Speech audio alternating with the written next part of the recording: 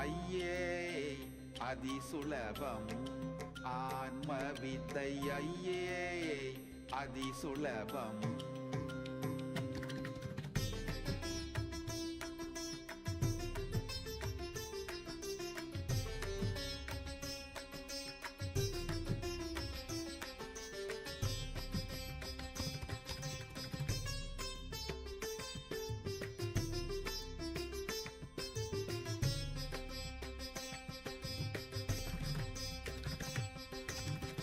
ஐயே அதிசுலபம் ஆன்மவித்தை ஐயே அதிசுலபம் ஐயே அதிசுலபம் ஆன்மவித்தை ஐயே அதிசுலபம் நொய்யார் தமக்கு முழங்கையா மலர்க்க கனி பொய்யாயொழிய மிகு மெய்யாயுளதான்மா ஐயே அதிசுலபம் ஆன்மவித்தை ஐயே அதிசுலபம்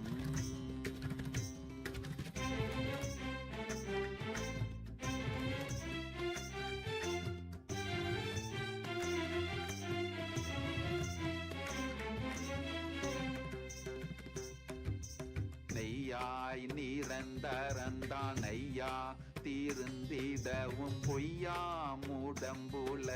மெய்யாமூலை தெழும் பொய் மையார் நினைவணுவும் உய்யா தொடுக்கிடவே மெய்யாரிதய வெளி வெய்யோன் சுயமான்மா விலங்குமே இருளடங்குமே ஈதரொடுங்குமே இன்பம் பொங்குமே ஐயே அதிசுல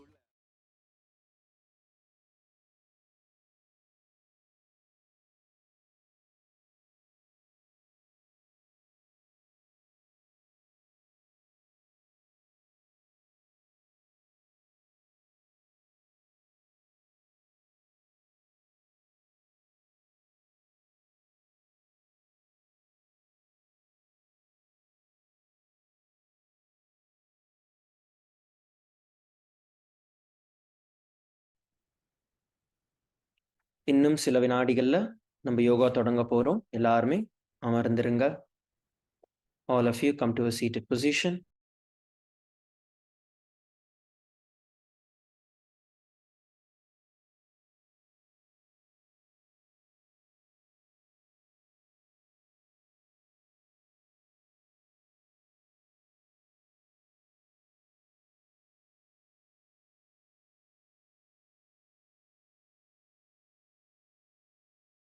I request KAILASA Los Angeles male team, all of you please settle down. I also request the male team's camera to please be turned on.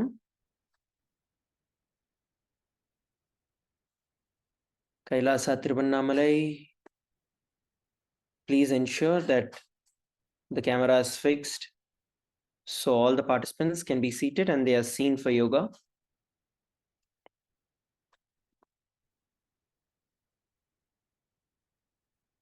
All right, it's now 7 a.m. Eastern time. Let's get ready to begin.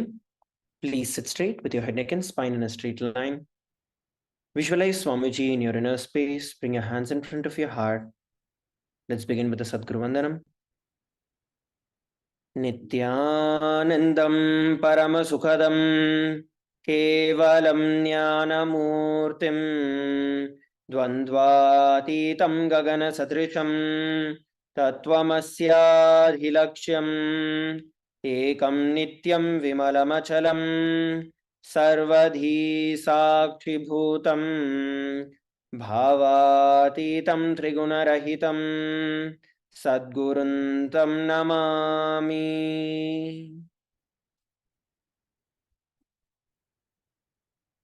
Let us set the intention for the day. Please close your eyes. Continue to be remaining seated. Continue to remain seated. Keep your eyes closed.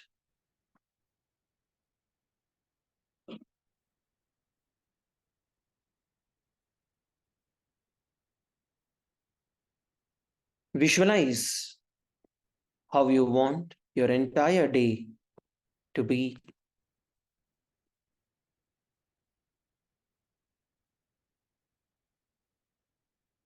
This time in the morning is the time for every one of us to restructure and to rebuild our entire body.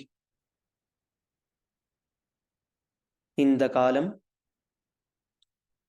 Yoga பண்ணும் பொழுது நம்ம எல்லோருக்குமே நம்மளோட உடம்ப மாத்தி அமைக்கிறதுக்கான சக்தி நம்ம எல்லாருக்குமே அமையும்.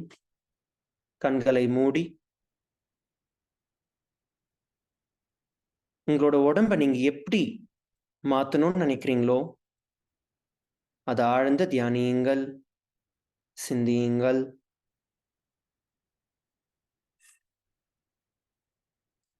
Visualize yourself being strong, being powerful, having a yogic body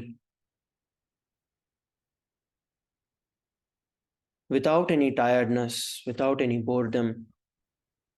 உங்களோட உடம்பு உங்களோட கட்டுப்பாட்டுக்குள்ள ஒரு யோகிக் பாடி, எந்த ஒரு சோர்வும் இல்லாம, எந்த டயர்ட்னஸ், எந்த போர்டமும் இல்லாம இருக்கின்ற ஒரு உடம்ப உங்களோட உடம்பா விஷுவலைஸ் பண்ணுங்க. From the same space, let us enter into chanting the Shivamoola mantra 11 times. இந்த பாவத்திலிருந்து சிவமூல மந்திரம் 11 தடவை நம்மளுக்குள்ள உச்சரிக்க போறோம். கண்களை மூடி அமருங்கள். Please sit straight, close your eyes. Om Ham Haum Shivaya Namaha. Om Ham Haum Shivaya Namaha. Om Ham Haum Shivaya Namaha. Om Ham Haum Shivaya Namaha. Om Ham Haum Shivaya Namaha. Om Ham Hom Shivaya Namaha. Om Ham Hom Shivaya Namaha. Om Ham Hom Shivaya Namaha. Om Ham Hom Shivaya Namaha. Om Ham Hom Shivaya Namaha. Om Ham Hom Shivaya Namaha. Slowly open your eyes. மெதுவா உங்களோட கண்களை திறக்கலாம். So yesterday we learned the various bandhas that were there, which is the fourth component of the yoga, of the 12 different components of yoga. The bandhas are the fourth component of yoga.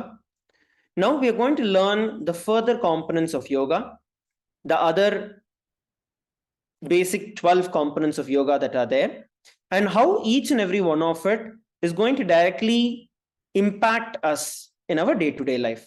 நேத்து வரைக்கும் நம்ம 12 விதமான யோகத்தோட அங்கங்களை பார்த்தோம். அதுல வந்து 4 வரைக்கும் நம்ம கத்திருந்தோம். இப்போ பேலன்ஸா இருக்கிற மத்த components of yoga நம்ம பார்க்க போறோம். So first and foremost today that we are starting is going to be called as karana. நம்ம இன்னைக்கு முதல்ல நம்ம பார்க்கிறது வந்து karana.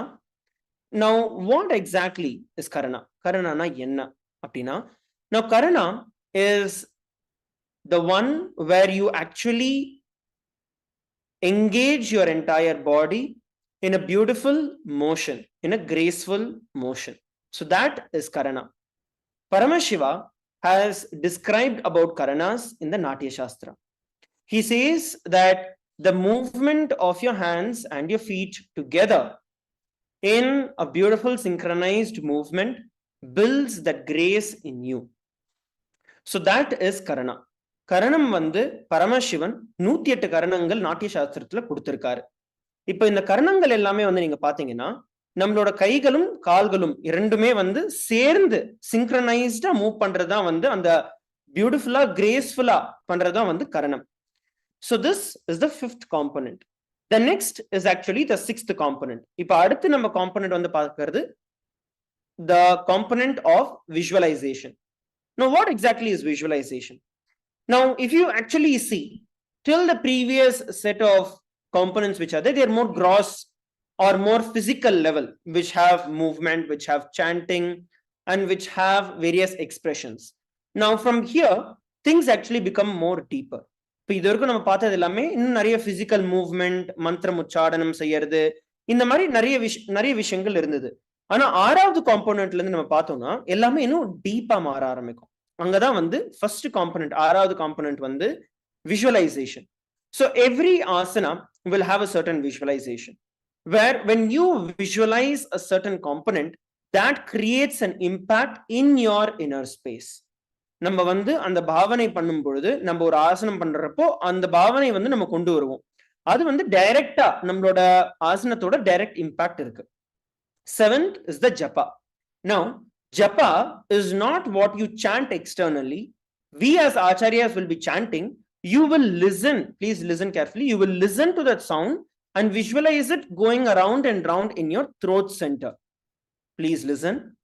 Japa is not where you chant it externally. We will be chanting the japa and you will visualize the japa going round and round in your throat as ajapa ajapa. Okay? இப்போ 7வது component வந்து ஜபம்.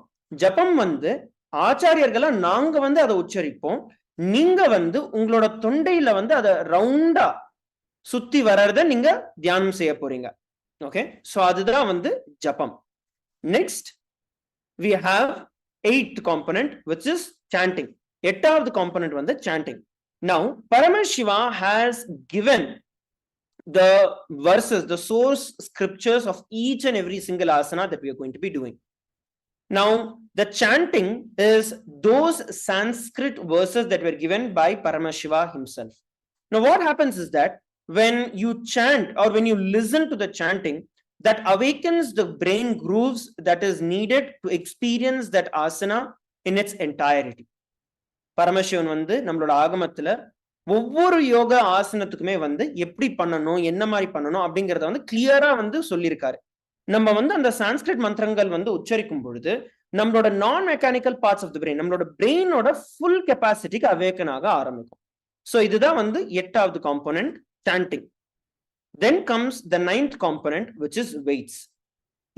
See, we all know the modern day gym, bodybuilding and all of that, but thousands, tens of thousands of years before, Paramashiva introduces a very systematic way to enhance what we are doing.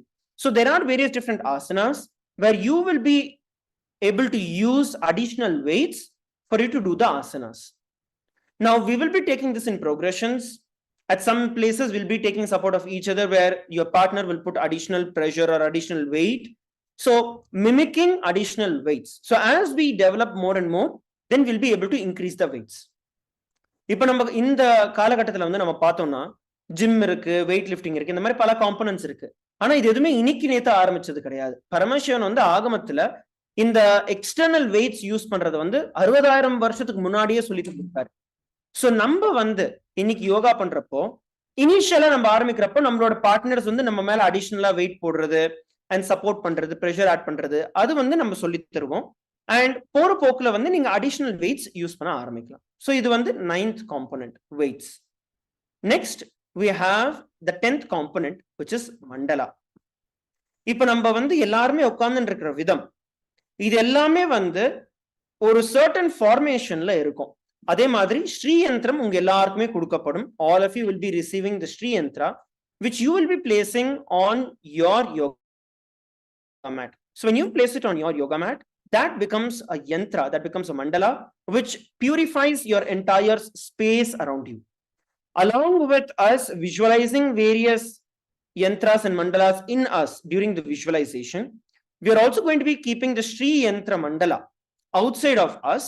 That will ensure that our external space is also prepared for receiving this high energy. So that is mandala. You can all see on the screen. All of you will be given a Sri Yantra mandala.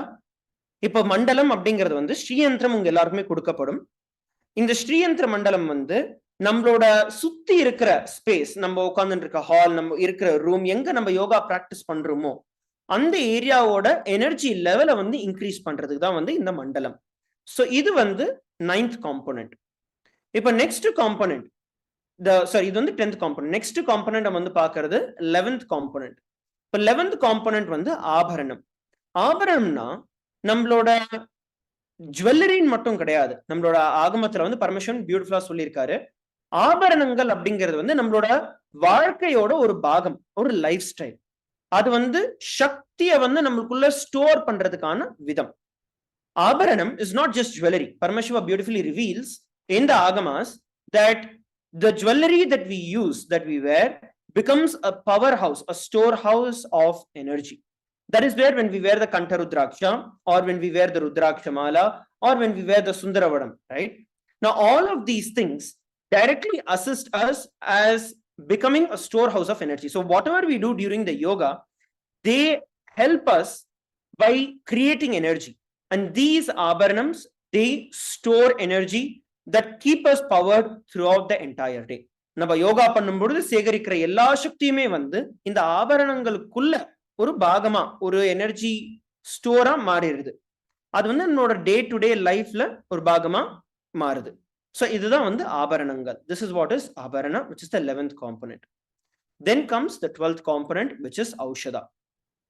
When we apply the kumkum or the vibhuti, or when we apply the turmeric paste, all of these are various aushadhas which are there.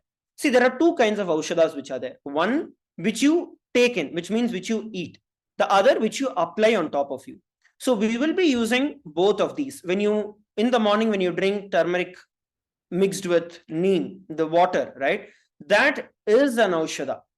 Same way when you apply the kumkum, it decalcifies your third eye. That is an aushadha.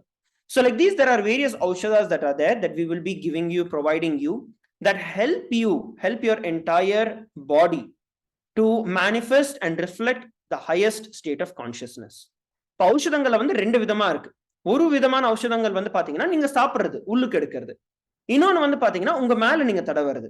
இப்ப காலையில நம்ம வந்து neem juice குடிக்கிறது, இது வந்து நம்ம உள்ள எடுக்கிற ஔஷதம். அந்த உள்ள எடுக்கிற ஔஷதம் நம்ம வந்து சாப்பிடும் பொழுது நம்மளோட பாடி வந்து கம்ப்ளீட்டா டீடாக்ஸ் ஆகுது. டீடாக்ஸ் ஆனதுக்கு அப்புறம் நம்மளோட உடம்பு இந்த ஹையஸ்ட் சூப்பர் கான்சியஸ்னஸ் ரிஃப்ளெக்ட் பண்றதுக்கான ஒரு பியூர் சேனலா மாறுது. அதே மாதிரி எக்ஸ்டர்னலா தடவுறது. இப்ப நீங்க தடவுற குங்குமம் வந்து டீகால்சிஃபை பண்ணும். நம்மளோட தேர்ட் ஐயை வந்து, நம்மளோட மூன்றாவது கண்ணை வந்து கம்ப்ளீட்டா டீகால்சிஃபை பண்ணி அவேக்கன் பண்ண ஆரம்பிக்கும். ஸோ அதுதான் வந்து குங்குமம். ஸோ இந்த மாதிரி இது எல்லாமே சேர்ந்தது தான் ஒரு யோகா ஆசனத்தோட பாகம்.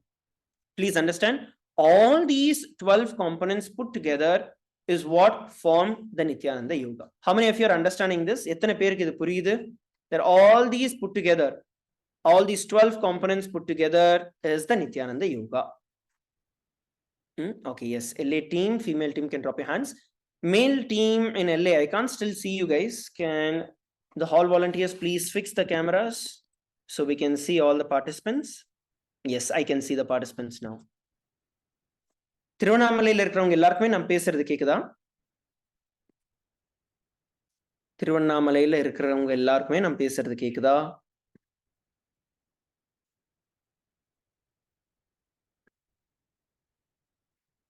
யாருக்கும் கேட்கல. கேக்குதா? ஓகே. திருவண்ணாமலையில இருக்கிறவங்க எல்லாருக்குமே நான் பேசுறது கேக்குதா? ஓகே. இப்ப வரைக்கும் நான் உங்களுக்கு சொன்ன விஷயங்கள் எல்லாருமே புரிஞ்சுதா? நீங்க மனப்பாடம் பண்ண வேண்டிய அவசியம் இல்லை, ஆனா புரிஞ்சுக்கணும். இப்ப வரைக்கும் பேசின எதுவுமே கேட்கலையா? இப்பதான் கேக்குதா? சரி, ஓகே, சரி, பரவாயில்ல. நான் வந்து நம்ம ஆரம்பிச்சிடலாம். ஆரம்பிக்க நான் உங்க எல்லாருக்குமே எக்ஸ்பிளைன் பண்றேன். ஸோ ஃபண்டமெண்டலா நீங்க பாத்தீங்கன்னா 12 காம்பனன்ட் இருக்கு, சரிங்களா? அந்த 12 காம்பனன்ட்டும் சேர்ந்ததுதான் வந்து நித்யானந்த யோகா. ஸோ இந்த எல்லா 12 காம்பனன்ட்ஸுமே நம்ம பண்ற தினசரி யோகாவோட பாகமா இருக்கு. டோட்டலா நம்ம வந்து 508 ஆசனங்கள் நம்ம பண்ண போறோம். இந்த ஹோல் ப்ரோக்ராம்லயே வந்து டெய்லி கொஞ்சம் கொஞ்சமா பண்ணி 508 ஆசனங்கள் நம்ம பண்ண போறோம். ஒவ்வொரு யோகா ஆசனத்திலுமே வந்து இந்த 12 காம்பனன்ட்டும் நம்ம யூஸ் பண்ண போறோம், சரிங்களா? ஸோ ஃபர்ஸ்ட் அண்ட் ஃபார்மோஸ்ட் நம்ம வந்து இப்ப அடுத்து நம்ம இறங்க போறது தத்வாச்சமனத்துக்குள்ள நம்ம போக போறோம். Next we are going to be entering into the தத்வாச்சமனம், which is the ritualistic cleansing process. Now I request every one of you to please have your பஞ்சபாத்திரம் and உத்தர்ணி in your hands. நீங்க எல்லாருமே வந்து உங்களோட பஞ்சபாத்திரம் உத்தர்ணி கையில எடுத்துக்கோங்க. அப்படி சப்போஸ் உங்ககிட்ட பஞ்சபாத்திரம் உத்தர்ணி இல்ல அப்படின்னா தயவு செய்து ஹால் வாலண்டியர்ஸ் கிட்ட கேளுங்க, அவங்க வந்து உங்களுக்கு கொடுப்பாங்க. I request all the hall volunteers to please ensure all our participants have the பஞ்சபாத்திரம் and உத்தர்ணி.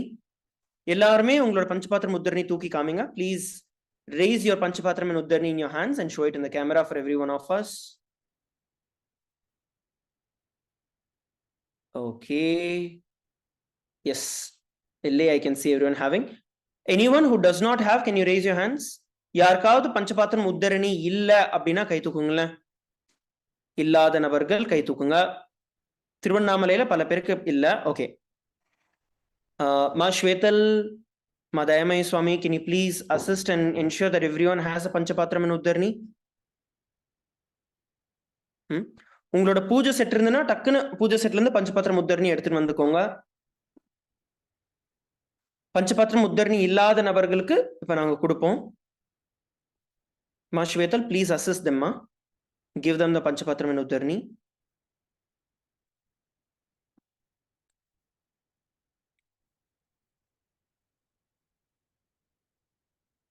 Please ensure your பஞ்சபாத்திரம் has water in it.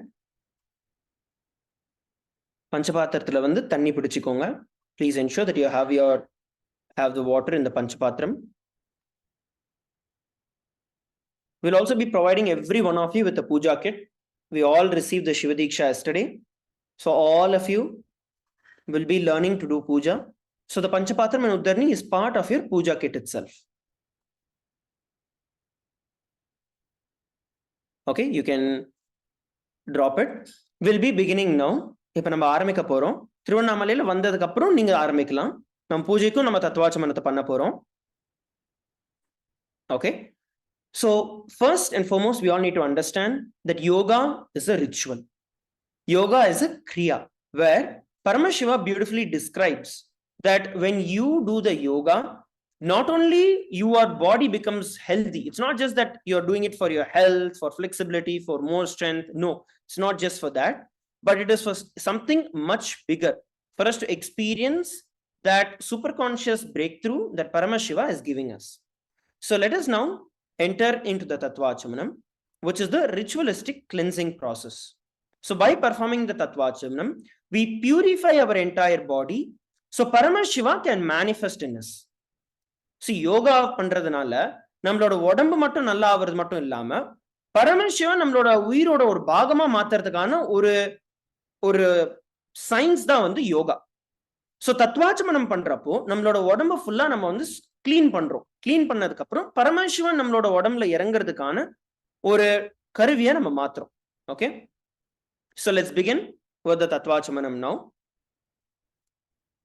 Now, please take the Panchapatram and the Uddarni in your hands. Now, with the left hand, you're taking the Panchapatram. Sorry, you're taking the Uddarni. Uddarni is the spoon. Panchapatram is the cup. So in the left hand, please take an Uddarni of water, a spoon of water in your left hand. Now, we are going to be entering into the Tattvachamanam. திருவண்ணாமலையில இருக்கிறவங்க எல்லாருமே பஞ்சபாத்திரமும் உத்தரணியும் எடுத்துக்கோங்க. நீங்க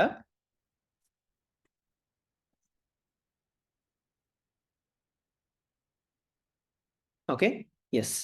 Now please pour it, please take an uddarni of water and pour it onto the base of your right palm. So you're going to place your right hand in the Gokarna mudra. நீங்க வந்து உங்களோட right hand Gokarna முத்ரையில வைக்க போறீங்க, which is bending your index and thumb, and your middle, ring and little finger are extended outside. This is the Gokarna mudra. Now from the left hand, with a spoon of water from your left hand, pour it into your right palm and sip it from the base of your palm every time the mantra Swada is chanted. Om Atma Tattvam Shodhayami Swada. Please sip the water. ஒவ்வொரு தடவையும் ஸ்வதா சொல்றப்போ நீங்க வந்து அந்த தண்ணியை குடிங்க.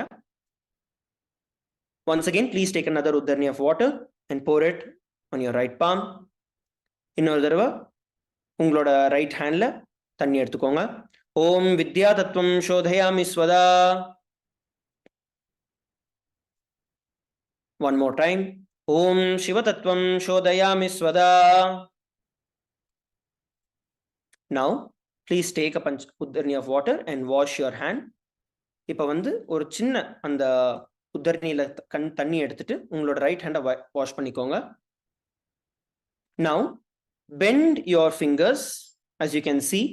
Now with the base of your right hand palm, you're going to wipe your lips from the right to the left. Okay, you're going to wipe your lip from the right to left.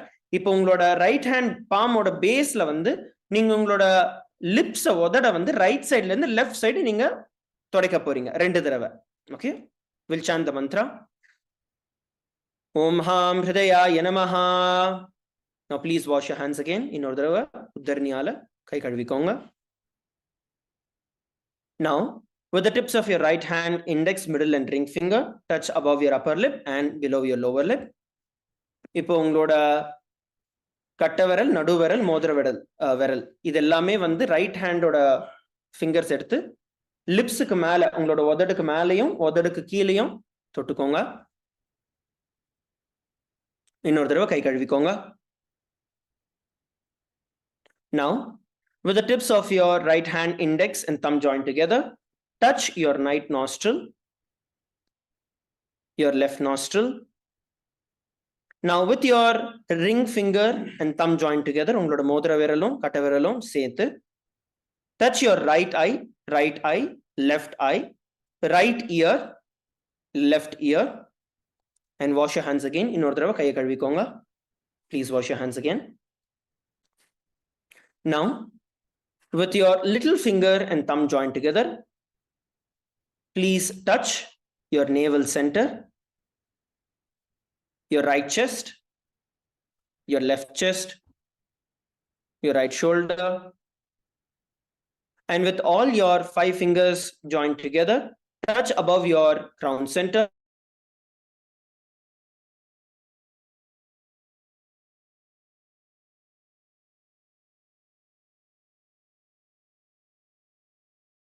Guy கழுவிக்கோங்க.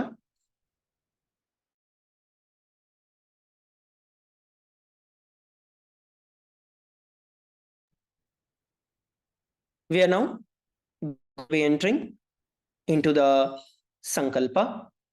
When we create a conscious resolution, Sankalpa is a conscious resolution. So when we create a conscious resolution, the very power of the Sankalpa itself will manifest the results that we want to experience by performing the action. So let us create a beautiful Sankalpa to manifest Swamiji in our day-to-day life and for Swamiji to heal our entire body. இந்த சங்கல்பம் நம்ம பண்ணும் பொழுது சங்கல்பத்தோட சக்தியே வந்து நம்ம யோகம் பண்றதுனால, இந்த யோகா பாதை பண்றதுனால வர எல்லா அனுபூதியுமே வந்து அந்த சங்கல்பமே நம்மளுக்கு கொடுக்கும். ஸோ அதனால கண்களை மூடி ஒரு ஆழ்ந்த சங்கல்பத்தை நம்ம உருவாக்க போறோம். நம்மளோட உடம்பு கம்ப்ளீட்டா ஹீல் ஆகி பரமசிவன் பகவானோட எல்லா சக்தியும் நம்மளோட வாழ்க்கையோட ஒரு பாகமா நம்ம வழியா வெளிப்படுறதுக்கான சங்கல்பத்தை நம்ம இப்போ உருவாக்க போறோம். கண்களை மூடி அமருங்கள். Please close your eyes and let us create the Sankalpa.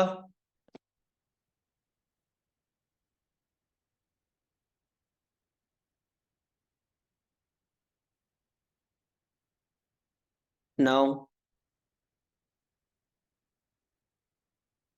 please clasp your left hand with your right. உங்களோட left hand வந்து right hand ஆல கைகளை மூடிக்கோங்க. You can see it on the camera how it is done. And place it on your right thigh.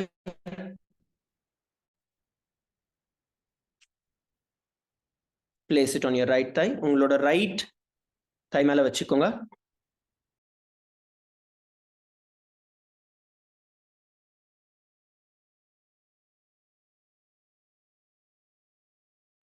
Okay.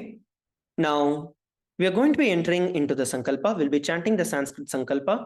All of you close your eyes and let the Sanskrit mantras sink within. சம்ஸ்கிருதத்துல நம்ம இப்போ சங்கல்ப மந்திரத்தை உச்சரிக்க போறோம். எல்லாருமே கண்களை மூடி சங்கல்பத்தோட கேளுங்க.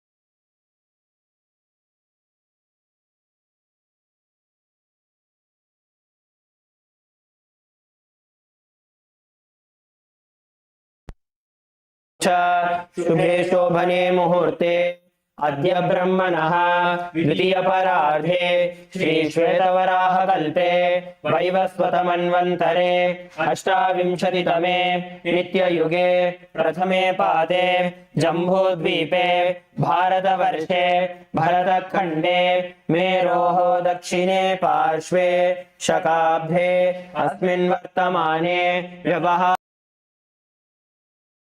संवत्सराणां मध्ये विश्वावसु नाम संवत्सरे दक्षिणायने लक्ष्मी वेंकटेश्वर ऋतौ सिंहमासे शुक्लपक्षे एकादश्यां शुभदितौ बुधवासरयुक्तायां पूर्वाषाढा नक्षत्र आयुष्मन् योगा वनिजकरण एवं गुणविशेषण विशिष्टायाम् अस्यां शुभदितौ श्री कैलासोन्नत द्वादशान्त श्यामला पीठारूढ़ श्री मीनाक्षी सुंदरेश्वरा भिन्न स्वरूप शिवपुत्र रत्न कुमार गुरुमन्य तुल्यावतार श्री पार्वती स्तन्यपान लब्ध दिव्य ज्ञान विश्रुत सकल निगमागम सारभूत द्रविड़ वेद प्रवक्त्र श्रीमद्परमशिव करुण समधिगत मुक्तमय चतुरश्रयान गीयमान छत्र चामर श्रीचन्द्रकाहणादि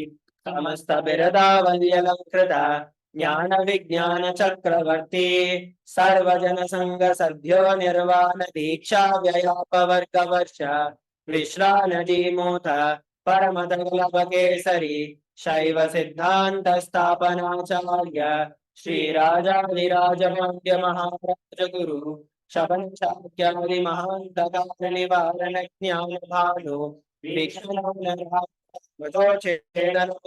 श्रीमद् स्थापक दैव समय कर्त्रे सर्वज्ञ पीठारूढ़ श्री जगद्गुरु श्री ज्ञान संबंध देशिक स्वामी भागीश सुंदर माणिक्य वाचक स्वामिना अवतारभूत श्री ज्ञान संबंध स्वामी पुनरुद्धृत श्यामला पीठ सर्वज्ञ पीठ उत्तर गुरु महासन्निधान अरुणगिरि योगीश्वर परंपरागत अरुणाचल सर्वज्ञ पीठ गुरु महासन्निधान कैलास परंपरागत श्री कैलास सर्वज्ञ पीठ त्रिस्त्रिंशदुत्तर द्विशततम गुरु महासन्निधान नित्योत्सव नित्य मंगल नित्य कल्याण नित्य रचित कैलास परंपरागत कैलास नित्यानंद पीठ महासंस्थान महासिंहासन पीठ कर्तृ साक्षात् श्री परमशिव समुद्भूत कैलास परंपरागत वैवस्वतमनु इक्ष्वाकु हरिश्चंद्र भगीरथ श्रीरामचंद्र शूरसेन इत्यादि अनवच्छिन्न चक्रवर्ती परंपरागत चतुष्षष्टि योगिनी मंडित चतुष्षष्टि संप्रदाय प्रवर्तक मनुधर्म शासन सूर्यवंश प्राप्त सर्वज्ञ पीठ सुरांगी साम्राज्य मूर्धाभिषिक्त चूड़ामणि साक्षात् श्री परमशिव समुद्भूत कपिल महागुरु पुनरुद्धृत महानिर्वाणी पीठ अष्टोत्तर सहस्र श्री महामंडलेश्वर साक्षात् श्री परमशिव समुद्भूत श्री महागणपति समारंभ अनवच्छिन्न पीठाधीश्वर गुरु परंपरा प्राप्त अटल पीठ अष्टोत्तर सहस्रतम अष्टोत्तर सहस्र श्री अटल पीठाधीश्वर धर्म मुक्ति स्वर्गपुर स्वर्ण पीठ त्रयोविंश गुरु महासन्निधान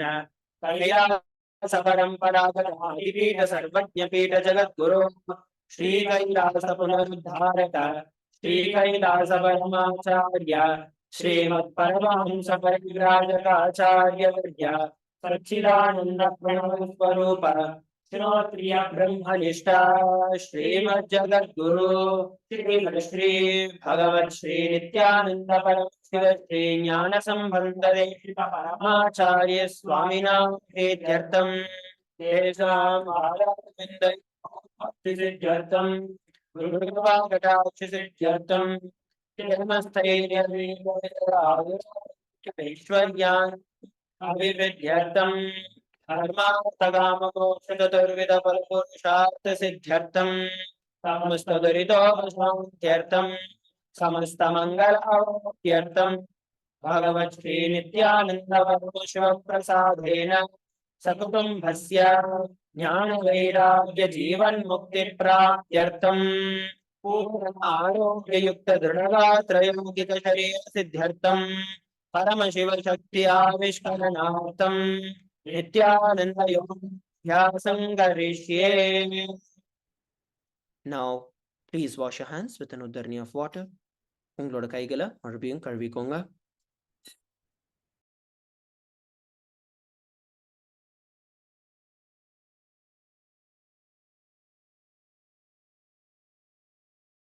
Let us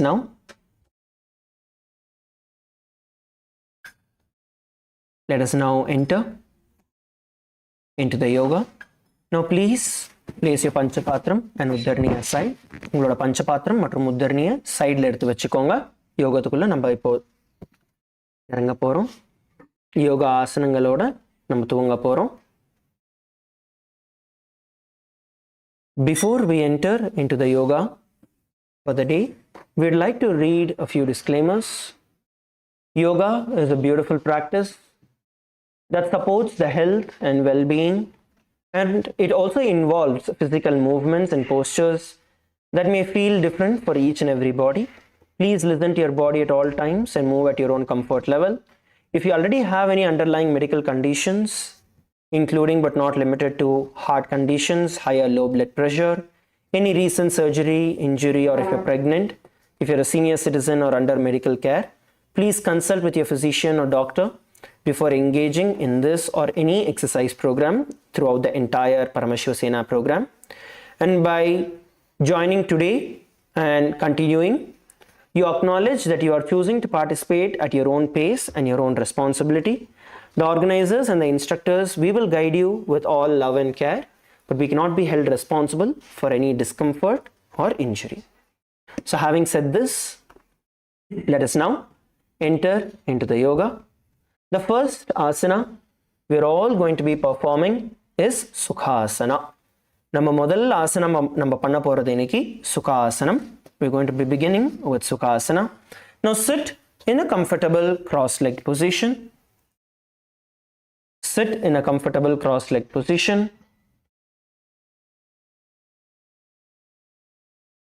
Now place your hands in the Bindu Mudra. கைகளை பிந்து முத்ரையில வைங்க.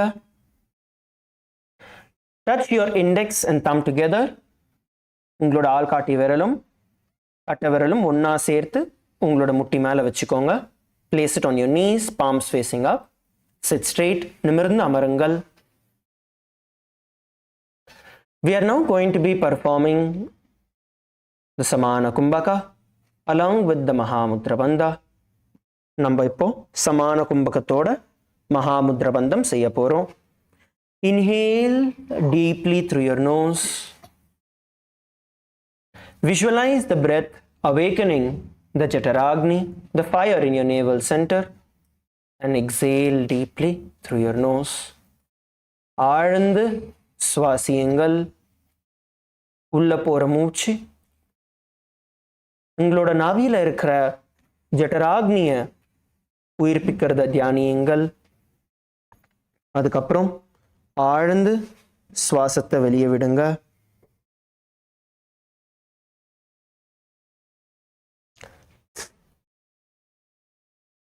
Continue to perform the Samana Kumbhaka. தொடர்ந்து சமான கும்பகம் செய்யுங்கள்.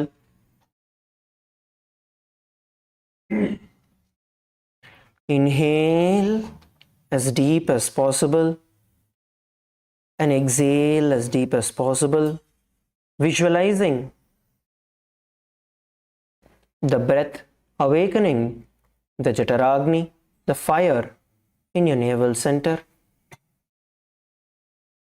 ஆழ்ந்து சுவாசியுங்கள். உங்களோட சுவாசத்துடன் உங்களோட ஜட்டராக்னி உயிர்ப்பிக்கிறத தியானியுங்கள். Let us now perform the Mahamudra Bandha.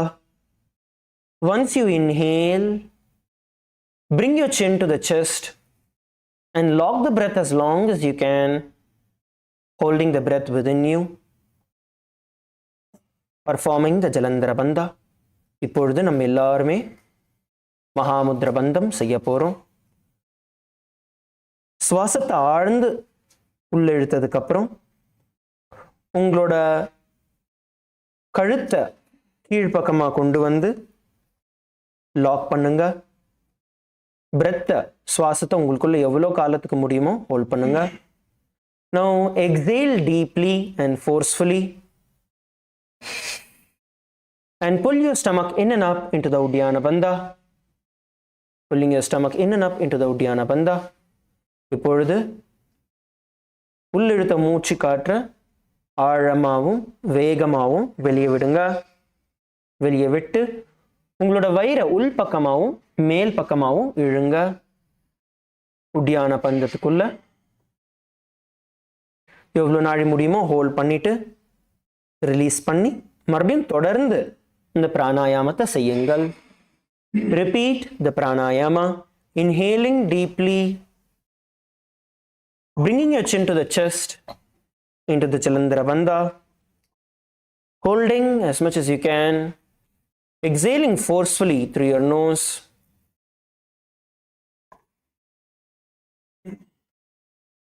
and pulling your stomach in and up as you perform the Uddiyana Bandha. And then repeat.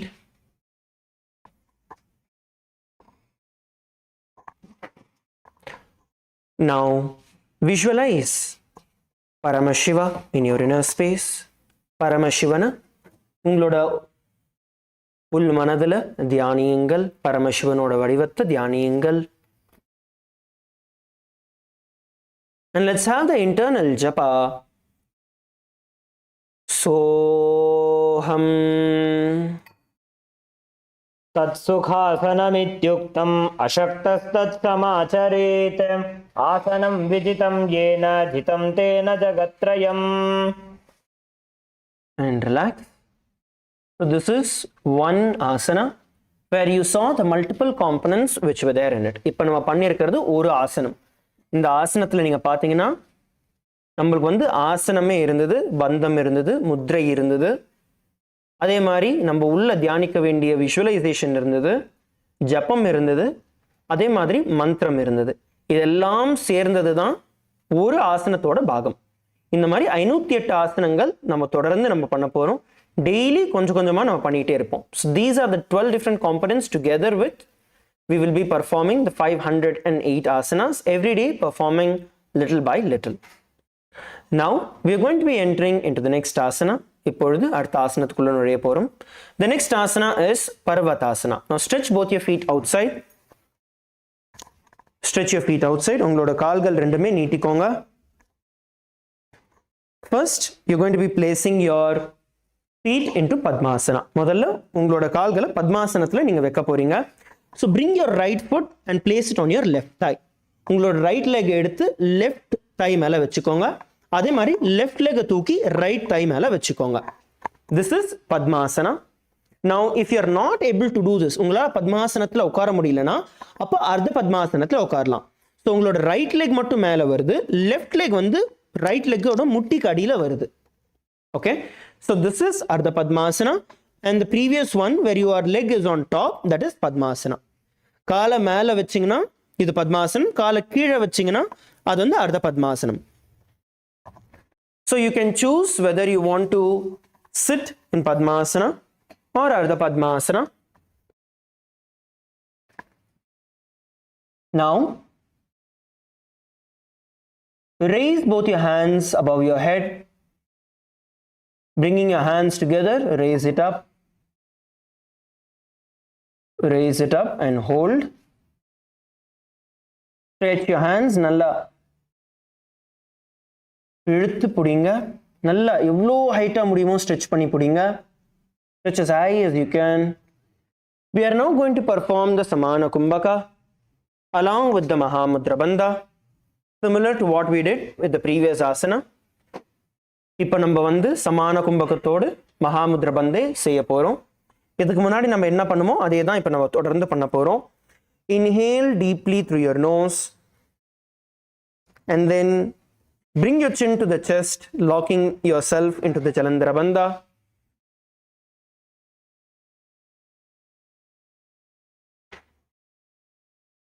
And then when you can't hold it anymore, exhale forcefully and pull your stomach in and up into the Uddiyana Bandha.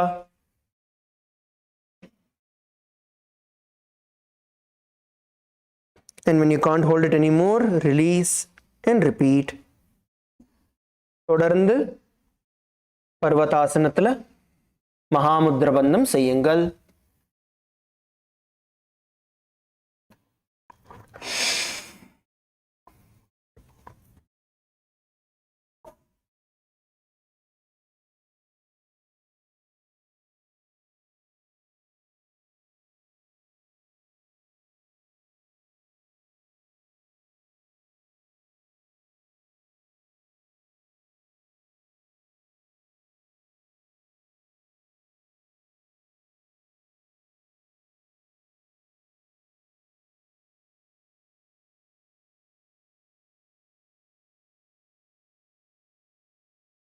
Visualize yourself as a mountain in your inner space, and the internal japa soham.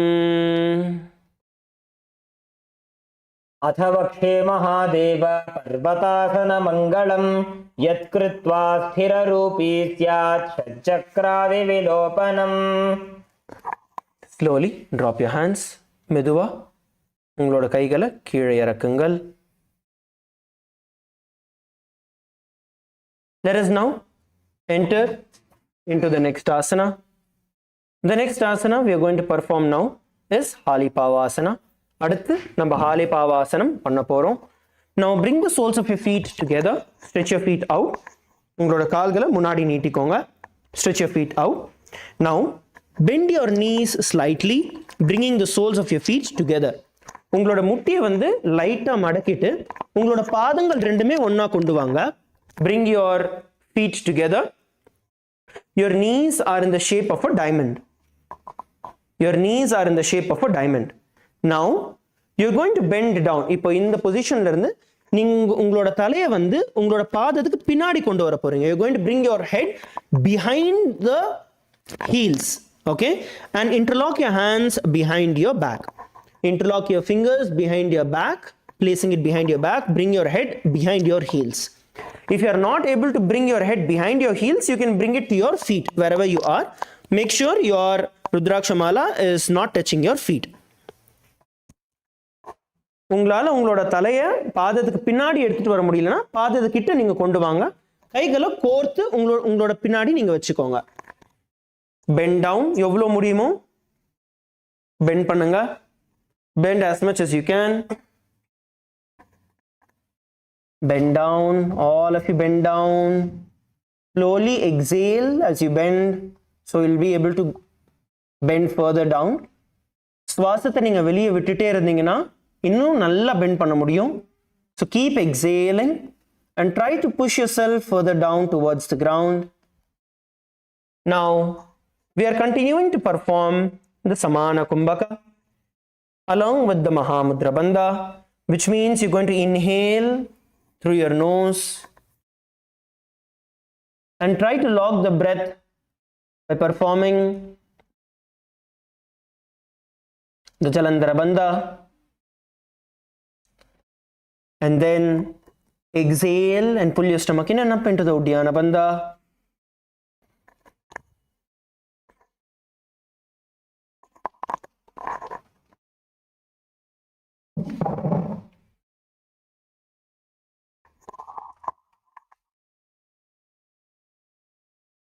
Now visualize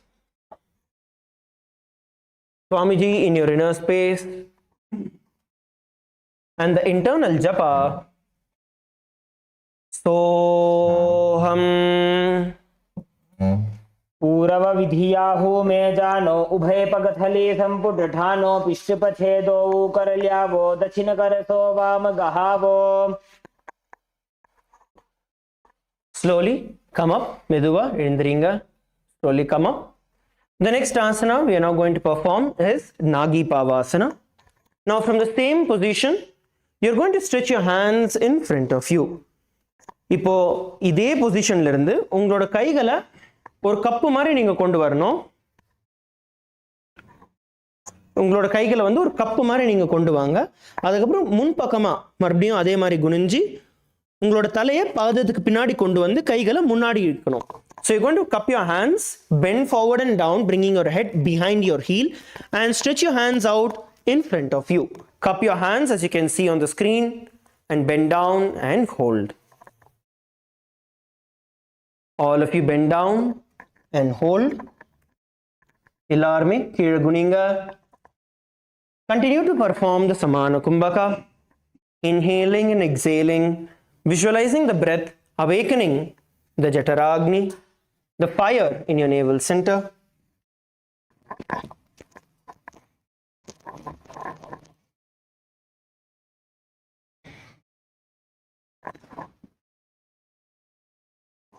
Breathe in and breathe out. Settle through the discomfort. எங்கெல்லாம் உங்களுக்கு வலி இருக்கோ, discomfort இருக்கோ, உங்களோட சுவாசத்தை அதை நோக்கி செலுத்துறத தியானியுங்க.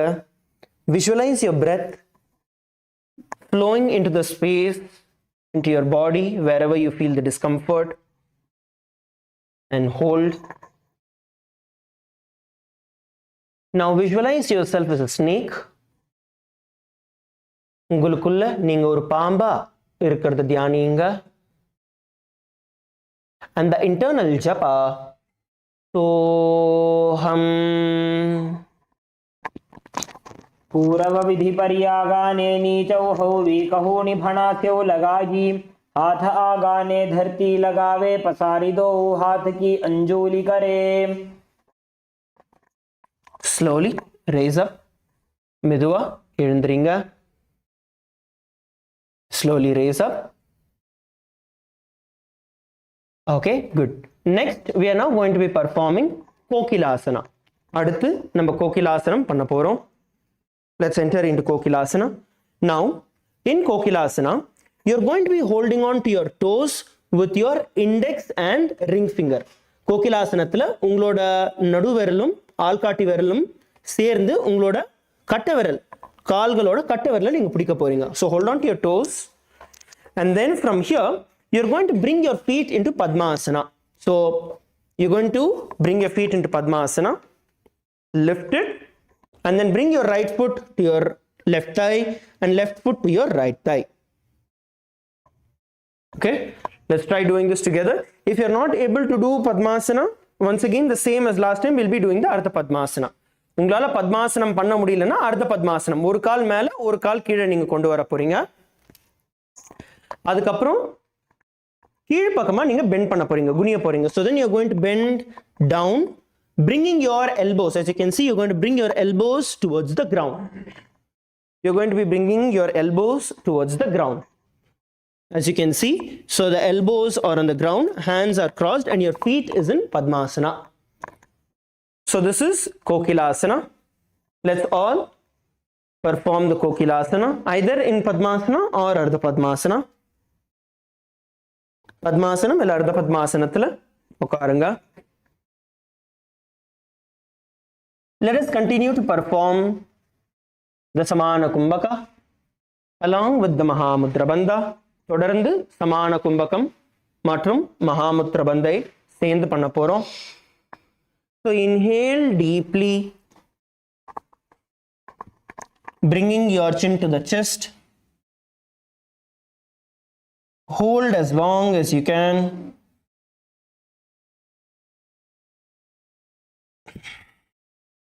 And exhale deeply through your nose. Pull your stomach in and up into the Uddiyana Bandha.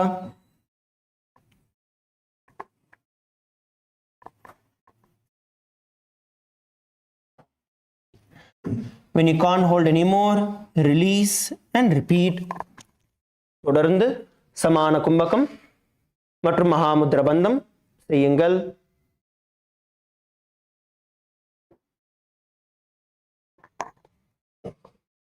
Now visualize yourself as a bird in your inner space, and the internal japa soham. अथान्यदासनं वक्ष्ये येन सिद्धो भवेन्नरः अकस्मात् वायुसञ्चारं कोकिलाख्यासनेन च. Slowly raise up, meduva endringa. The next asana is Nithyananda. Aduthu Nithyananda. Now stretch both your feet forward. Stretch your feet forward. Kaalgal rendume velila neetikonga. Now we are going to be sitting in Ardha Padmasana. All of us are going to be sitting in Ardha Padmasana. Ipo ellarume Ardha Padmasanathila ukara porom. So bring your right foot on top of your left thigh and bring your left foot under your right thigh. Please sit in Ardha Padmasana. All of you please sit in Ardha Padmasana. Now stretch your hands out. Ellarume ungaloda kaigala munadi neetikonga. Stretch your hands out, everyone.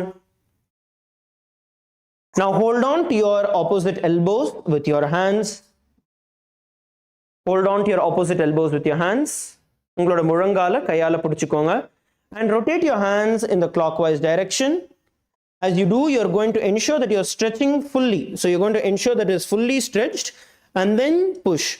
சுத்தும் பொழுது ஃபுல்லா stretch ஆவறத பாத்துக்கோங்க. உங்களோட elbow எவ்வளவு straight ஆக முடியுமோ அந்த opposite டைரக்ஷன்ல ஃபுல்லா ஸ்ட்ரைட் ஆகி அதுக்கப்புறம் கொண்டு வாங்க. So stretch yourself completely as you are doing Nithyananda. Let's all perform Nithyananda.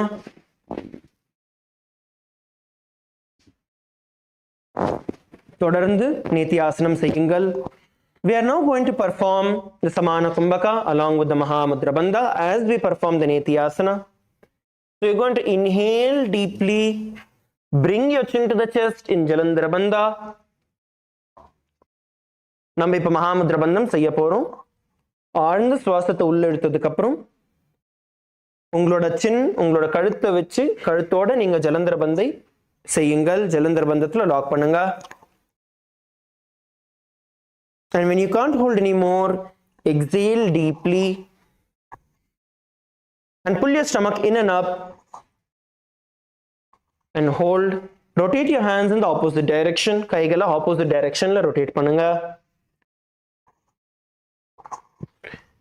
And when you can't hold it anymore, start inhaling again and repeat the pranayama. தொடர்ந்து மகாமுத்ரா பந்தம் செய்யுங்கள். Now visualize Swamiji in your inner space and the internal japa. Soham. घोड़ा बाबा पाद की आशमा हिले सोज, दश चरण को मार लो तापरि गुल्फ समोज, वाम पाद को माहिलो बहुर गुल्फ जुजान, तापरि घोड़ा दच की आश बारली ठान. Relax, shake your hands. கைகளை லூசா வச்சுக்கோங்க. We are now going to be entering into Gajasana. அடுத்து கஜாசனத்துக்குள்ள நம்ம நுழைய போறோம். Now every one of you place your hands on the ground. Place your feet on the ground and raise your hips up towards the sky. So your hands are on the ground and your feet are on the ground as well. உங்களோட பாதமும் தரையில இருக்கு, உங்களோட கைகளுமே தரையில இருக்கு. Try to keep your knees as straight as possible. உங்களோட முட்டி மடக்காம எவ்வளவு வச்சுக்க முடியும் நீங்க பாருங்க. முட்டி லைட்டா மடங்குச்சுனா பரவாயில்ல. It's okay if it slightly bends, but try to keep it as straight as possible. Raise your hips as high as possible. Okay? உங்களோட இடுப்பு எவ்வளவு ஹைட்டா முடியுமோ raise பண்ணுங்க. This is Gajasana. Raise your hips as high as possible into Gajasana. Squeeze your shoulder blades and push yourself backward. உங்களோட முதுக இறுக்கி பிடிச்சு பின்பக்கமா நல்லா தள்ளுங்க. Now you're going to scoop yourself towards the ground and raise. You can see on the screen you're going to scoop down and raise. ஸ்கிரீன்ல நீங்க பார்க்கலாம். மெதுவா கீழ் பக்கமா போயிட்டு நீங்க எழுந்திருக்க போறீங்க. Try to scoop yourself towards the ground and raise yourself up again. While doing this, you're going to visualize yourself as an elephant. இத பண்ணும் பொழுது உங்களை நீங்களே ஒரு யானையா நீங்க பாவனை பண்ண போறீங்க. ஒரு யானை நகர்ந்து போகும் பொழுது எப்படி இருக்கோ அதை நீங்க பாவிக்க போறீங்க. Visualize yourself as an elephant in your inner space and the internal japa. Soham. निब्जं पादाग्रे भूमौ कृत्वा लम्बी भूयामस्तकाग्रे निधाय नितम्बम् ऊर्ध्वमुन्नमय्य नाभिलक्षं भूमौ नासिकामानीय. Relax. Relax. Come onto your knees. Shake your hands. Relax. உட்காந்துக்கோங்க. உட்காந்து கைகளை ஷேக் பண்ணுங்க. Relax your hands. Shake your hands out. Okay, let's enter into the next asana. The next asana is going to be Rikshasana. அடுத்து நம்ம பண்ண போற ஆசனம் Rikshasana. It is going to be the same. அடுத்து இதே போஸ்டர்ல இப்ப கஜாசனத்துல என்ன பண்ணுமோ அதே போஸ்டருக்கு நம்ம வர போறோம். So get back into Gajasana posture. Now from here you are going to be bending you're going to walk in the same place. So bend one foot at a time and then switch to the other. So from the same posture as earlier, you're going to bend one foot at a time and switch your feet. This is Rikshasanam. All of you come back into Gajasana and start walking your feet in the same place. எல்லாருமே கஜாசனத்துல இருந்து ஒரே இடத்திலே நடக்க ஆரம்பிங்க. This is Rikshasana. இதுதான் ரிக்ஷாசனம். இதை பண்ணும் பொழுது உங்களுக்குள்ள நீங்க ஒரு கரடியா தியானிங்க. Visualize yourself as a bear in your inner space as you perform Rikshasana. And the internal japa, Soham. एकैकं पादमाकुञ्च गजासनं कुर्यात् Rikshāsanam bhavati. Relax. Shake your hands out. Shake your hands out. We are now going to be entering into Vaishyasana. Every one of you come to a standing position. எல்லாருமே எழுந்திருச்சு நின்னுக்கோங்க. Please come to a standing position. எல்லாருமே எழுந்திருச்சு நின்னுக்கோங்க. Now bring your feet together. உங்களோட பாதங்கள் ரெண்டுமே ஒண்ணா கொண்டு வாங்க. Bring your feet together. You want to make sure that your feet are together. பாதங்கள் ரெண்டுமே ஒண்ணா இருக்கு. Now from here, bring your hands together. Okay, so your index, middle and ring finger. உங்களோட ஆள்காட்டி விரல், நடு விரல், அதுக்கப்புறம் மோதிர விரல், இது மூணுமே வந்து ஒண்ணா பெண்ட் பண்ணி உங்களோட மார்புக்கு நடுவுல கொண்டு வாங்க. Bring your fingers in front of your chest. Okay, from here, stretch your feet up, stretch your heels up, raise yourself onto your toes, stretch your heels. Stretch your heels up, raising yourself onto your toes and balance. நல்லா மேல தூக்கி balance பண்ணுங்க. Raise as high as you can. Place your hands in the gap between your chest and balance. Look at one point. உங்களுக்கு முன்னாடி இருக்கிற ஒரு பாயிண்ட்ல focus பண்ணுங்க. Balance கிடைக்கும். Look at one point in front of you. So you're able to balance yourself and hold the position. Visualize Swamiji in your inner space and the internal japa Soham. केशेन पादयुगलं बद्ध्वा तिष्ठेद अधोमुखः अथ वैश्यावक्षे यत्कृत्वा सत्यवान् भवेत्. Relax. So I was seeing some of you not lifting your feet fully. Okay, so I'm going to show you. So I want every one of you to look at my feet. Okay, நான் சில பேர் பார்த்திருந்தேன் எல்லாரும் ஃபுல்லா உங்களோட பாதத்தை தூக்கல. Some of you were in this position. Okay, இது ஒண்ணு, but this is what we want. Okay, where you're lifting yourself fully. So from the ground, you don't want to just stay halfway here. You want to push yourself all the way up. சில பேர் வந்து சும்மா லைட்டா காலை தூக்குனீங்கன்னா அப்படியே நிக்கிறீங்க. இப்படி கிடையாது, ஃபுல்லா தூக்கி பிடிச்சுக்கோங்க. ஓகே, தூக்கும்போது ஃபுல்லா தூக்கணும். All right, so let's continue to the next one. அடுத்த ஆசனத்துக்குள்ள போகலாம். Let's go to the next one. The next asana is going to be Urdhva Janu Karana. அடுத்து வந்து நம்ம யோகா ஆசனத்திலேயே வந்து முதல் கரணம் நம்ம பண்ண போறோம். It's called as the Urdhva Janu Karana. This is the first karana of the entire sequence. So first and foremost, we are going to be standing in Aramandi position. Let's stand in the Aramandi position. நம்ம எல்லாருமே இப்ப Aramandi positionல நம்ம வர போறோம். So bring your feet together. உங்களோட பாதங்கள் ரெண்டுத்தையும் ஒண்ணா கொண்டு வாங்க. Bring your feet together. Toes pointing outward. So your toes are pointing out. And your knees are slightly bent. So bend your knees. உங்களோட முட்டியை வந்து ஸ்லைட்டா மடக்கிக்கோங்க.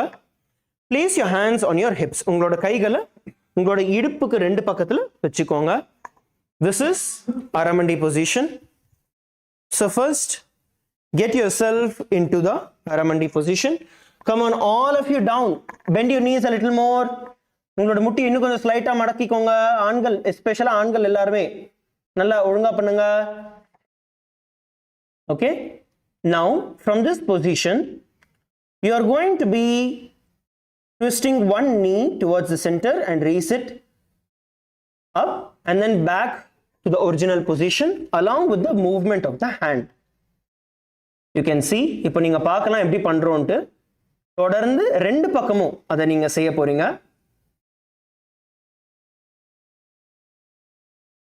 While doing it, you want to make sure your knees continue to be bent. தொடர்ந்து செய்யும் பொழுது உங்களோட முட்டி மடங்கி இருக்கிறத பார்த்துக்கோங்க. ப்ளீஸ் பர்ஃபார்ம் த ஊர்த்வஜானுகரணா. எல்லாருமே சேர்ந்து ஊர்த்வஜானுகரணம் செய்யுங்கள். Make a round with your hand and drop it back and relax. All of you relax. All of you can relax. Next, we are now going to be performing Balalingasana. அடுத்து நம்ம எல்லாருமே பாலலிங்காசனம் பண்ண போறோம். Now for us to enter into Balalingasana, so from a standing position, you're going to be bringing your right knee up. So first you want to stand still. Let's all stand still. Every one of you just stand.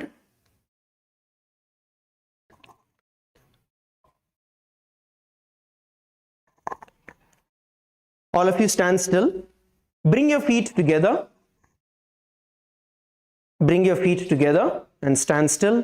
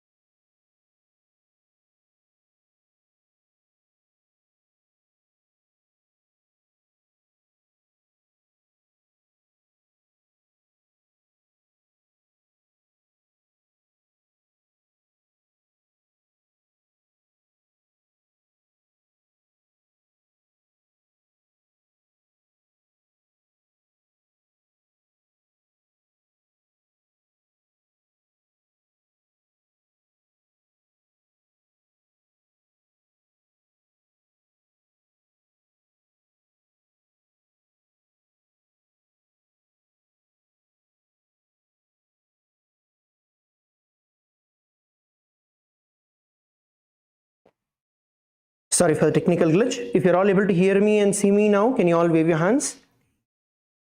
If you're all able to hear us, can you all wave your hands? இப்போ நாங்க எல்லாருமே தெரியுறோம்னா கையை அசைங்க. Okay. Let's continue. Sorry for that. Let's continue now. Now from this position, you're going to be you're going to stretch, open your toes out.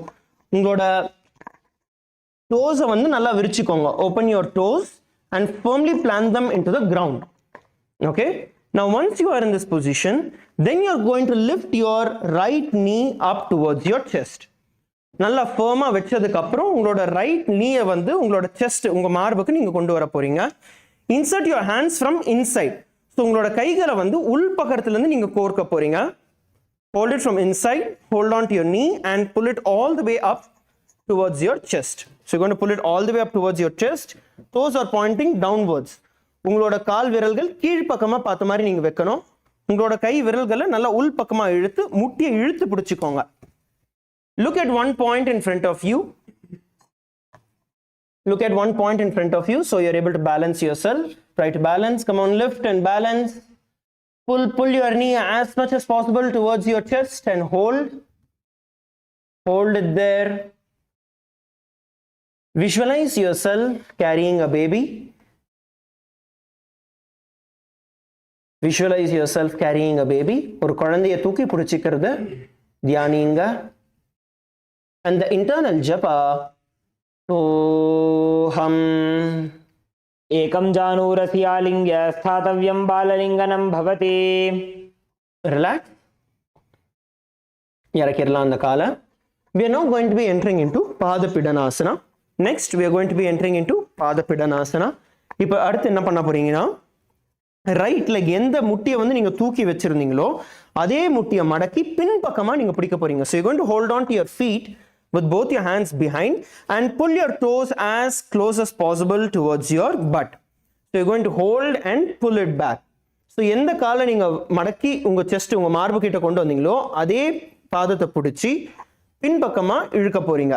So you're going to hold and pull your toe as much as possible towards your back. Look at one point in front of you and balance. உங்க முன்னாடி ஒரு பாயிண்ட்ல focus பண்ணி balance பண்ணுங்க. Gaze at a point in front of you and balance. Come on, balance yourself. Don't move around. Don't shake. Try to balance yourself. Aadama sema nikka parunga. And pull your feet. Continue to pull your feet so you can stretch. Feel the stretch in your ankles. Iluthu pudinga. Todarundu iluthu pudinga. Now visualize Swamiji Bhagavana vandu dhyaninga and the internal japa soham चित्वैकस्मिन् पादतले कराभ्यां वेष्टयेत्तनुं पृष्ठे संस्थाप्य यत्नेन पादपीडनमासनम्. Relax. The next asana is Nataraja asana. Aduthu நம்ம பண்ண போறது Nataraja asanam. Now with whichever leg you had bent backward, you're going to hold on to that same foot with your hand. With, for example, we are doing with the right, so you're going to hold on to your right foot with your right hand and stretch your left hand in front of you and then bend forward and down, lifting your left leg up, your right leg up and left hand stretched in front of you. Gaze at one point in front of you so you can balance. Come on, let's all try this together. எல்லாருமே சேர்ந்து பண்ண try பண்ணலாம். First listen. Let's do this together. எல்லாருமே ஆனந்து கவனிங்க. இதை நீங்க balance பண்ணதுக்கு அப்புறம் நீங்க பெண்ட் பண்ண ஆரம்பிக்கணும். கிளியரா பாத்துக்கோங்க. ஃபர்ஸ்ட் இருந்துக்கோங்க. நின்ற பொசிஷன்ல இருந்து தூக்கி பிடிச்சி பேலன்ஸ் பண்ணிக்கோங்க. First lift, hold and balance yourself. Okay? Then engage your core muscles. உங்களோட stomach muscles ஃபுல்லா டைட் பண்ணிக்கோங்க. டைட்டா பிடிச்சுக்கோங்க. அதுக்கப்புறம் மெதுவா நீங்க பெண்ட் பண்ண போறீங்க. ஸ்லோவா பெண்ட் பண்ணுங்க. ஃபாஸ்டா ட்ரை பண்ணாம மெதுவா பண்ணுங்க. Try this slowly. As you maintain the balance, then stretch it and bend further and further down towards the ground. All of you enter into Nataraja asana. Focus on one point in front of you and hold the position. Come on, LA male team, enter into Nataraja asana. Hold the position. Visualize yourself as Lord Nataraja. திருவண்ணாமலையில் எல்லாருமே பண்ணல பாருங்க. எல்லாருமே பண்ணுங்க. திருவண்ணாமலையில் ஆண்கள் எல்லாரும் பண்ணுங்க. பின்னாடி இருக்கிறவங்களாம் visualize yourself as Natarajara. உங்களை தியானிங்க. And the internal japa soham. उत्तानपादं क्रौञ्चं च मरीचिं वीरभद्रकं नटराजं त्रिकोणं च सुप्ताङ्गुष्ठप्रसारणे. ரிலாக்ஸ் பண்ணுங்க. கையை கால் இறக்கிடலாம். எத்தனை பேரால பண்ண முடிஞ்சது நடராஜாசனா? How many of you were able to do Natarajasana? Can you all raise your hands? பண்ண முடிஞ்சதுன்னா கை தூக்குங்க. உங்களால பண்ண முடிஞ்சது அப்படின்னா கை தூக்குங்க. Yes, good. You can drop your hands. கை இறக்கிடலாம். பண்றது கொஞ்சம் கஷ்டப்பட்டவங்க எல்லாருமே கூட ட்ரை பண்ணிட்டே இருந்தீங்கன்னா வந்துடும். இந்த 508 ஆசனங்கள் இருக்கு ஆக்சுவலா. ஓகே, இந்த 508 ஆசனங்களும் ஒன்னுக்கு அப்புறம் ஒன்னு பண்ணணும் அப்படிங்கிற மாதிரி விஷயம் கிடையாது. ஒவ்வொன்றுமே இன்னொரு ஆசனத்துக்கு நம்மளுக்கு சப்போர்ட் பண்ணும். See, the 508 asanas that are there, it's not that only after you finish the first 100 you can do the next 100. No, every one of those asanas directly support the other asana. So as we perform all the asanas, you will see your whole body becomes way more flexible and way more powerful to do all the asanas. Okay, let's enter into Natarajasana and the entire sequence on the other side. இப்போ இந்த பாலலிங்காசனா இருந்து நடராஜாசனா வரைக்கும் opposite லெக்ல நம்ம பண்ண போறோம். இப்போ first நம்ம right லெக்ல நம்ம பண்ணிருந்தோம்னா ரைட் லெக் தான் நம்ம ஃபர்ஸ்ட் பண்ணோம். இப்போ லெஃப்ட் லெக்ல நீங்க பண்ண போறீங்க. போன தடவை லெஃப்ட்ல ஆரம்பிச்சிருந்தீங்கன்னா ரைட்ல பண்ண போறீங்க. Okay, so first we are going to start with Balalingasana. Now you are going to pull your left knee up towards your chest. Interlock your hands, place it around your knee and pull your knee towards your chest.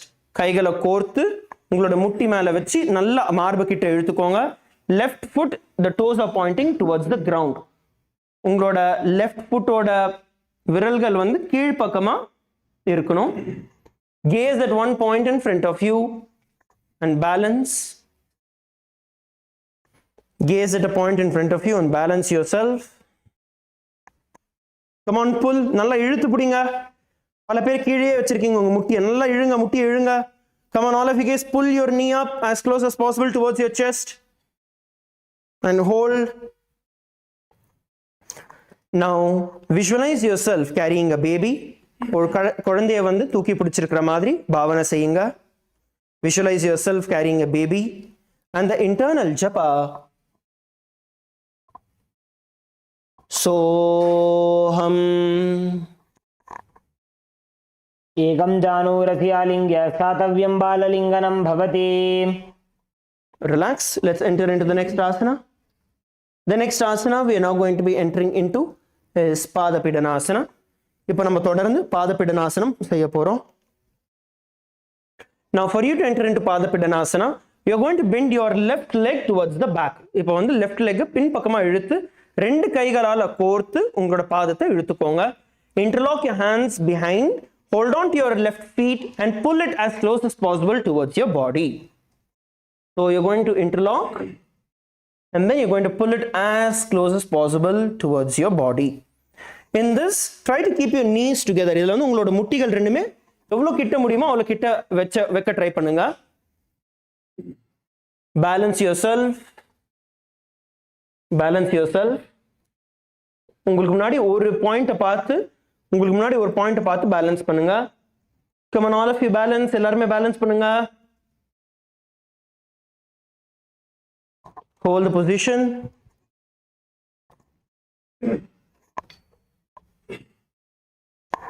Lift and hold. Try to bring your knees together. Visualize Swamiji in your inner space. Bhagavana unga ul manadila dhyaniyinga. And the internal japa. Soham.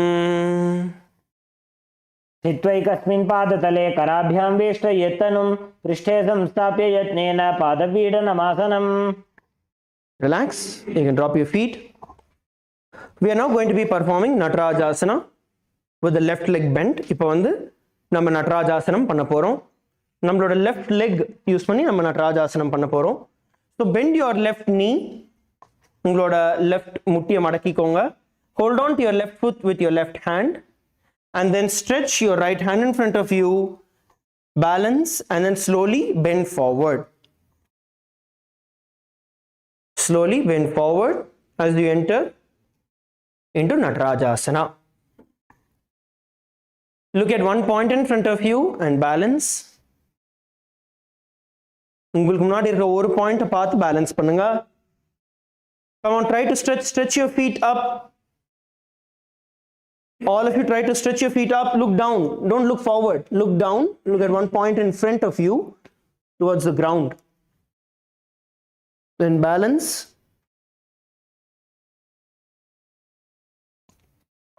Visualize yourself as Lord Nataraja in your inner space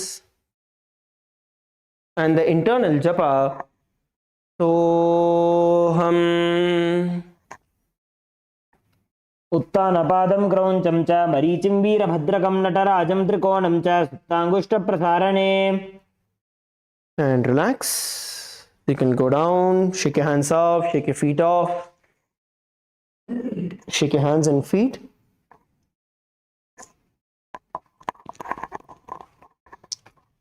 Good. Let's now enter into the next task, which is the Ardharechita Karana. அடுத்து நம்ம Ardharechita Karanam செய்ய போறோம். We are next going to be performing Ardharechita Karana. Now all of you come into the Aramandi position. எல்லாருமே Aramandi position க்கு வந்துருங்க. Please come into the Aramandi position. Your heels are together, toes are pointing outward. Your knees are bent. Come on, all of you into Aramandi position. எல்லாருமே Aramandi position கொண்டு வந்துருங்க. Place your hands on your hips in the Aramandi position. Now, keep your left hand at the chest level. Keep your left hand at the chest level. Now, extend the opposite arm out and wide like a pendulum and bring it back towards your chest and swing it. Now, cross your ankles. The ankle of the feet, sorry, the ankle of the hand that is stretched out goes behind. நீங்க எந்த கையை நீட்டி இருக்கீங்களோ அந்த பாதத்தோட காலு பின்னாடி வரணும். தொடர்ந்து செய்யுங்க.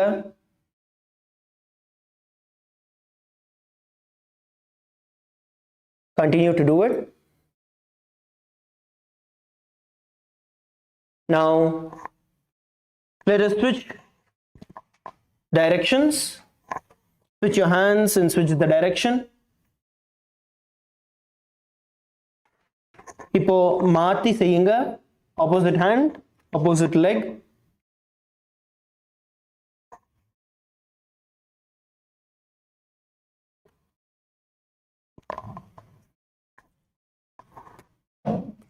Keep your knees bent, keep your knees bent. முட்டி மடக்கி வைங்க.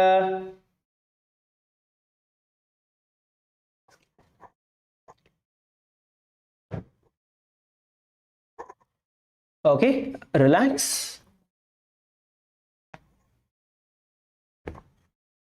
Okay, good.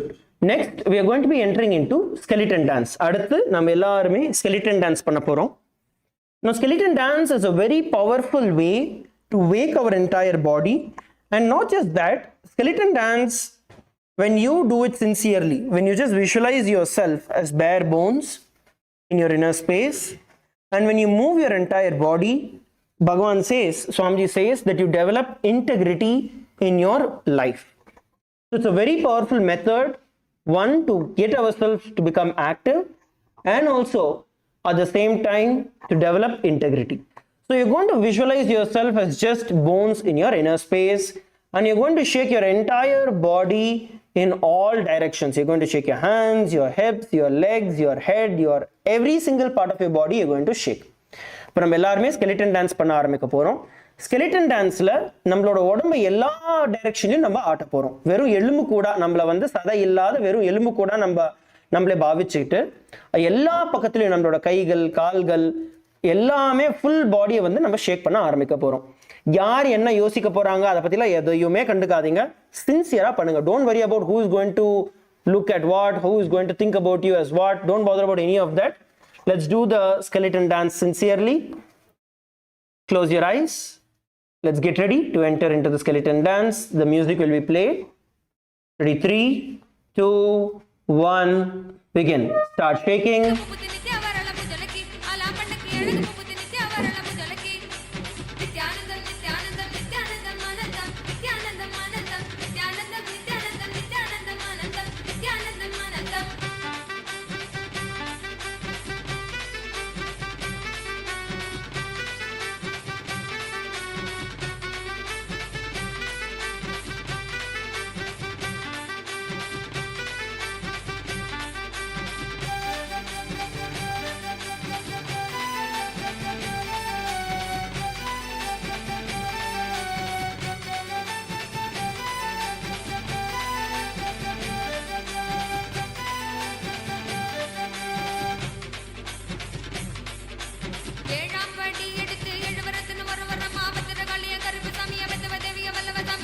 Come on, shake, shake, shake, shake.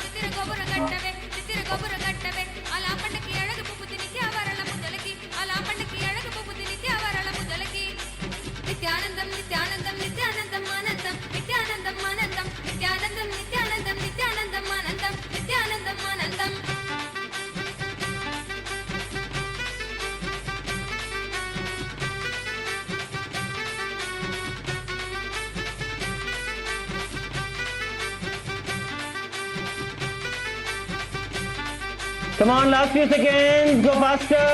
Last few seconds, சீக்கிரமா பண்ணுங்க, இன்னும் ஃபாஸ்டா போங்க.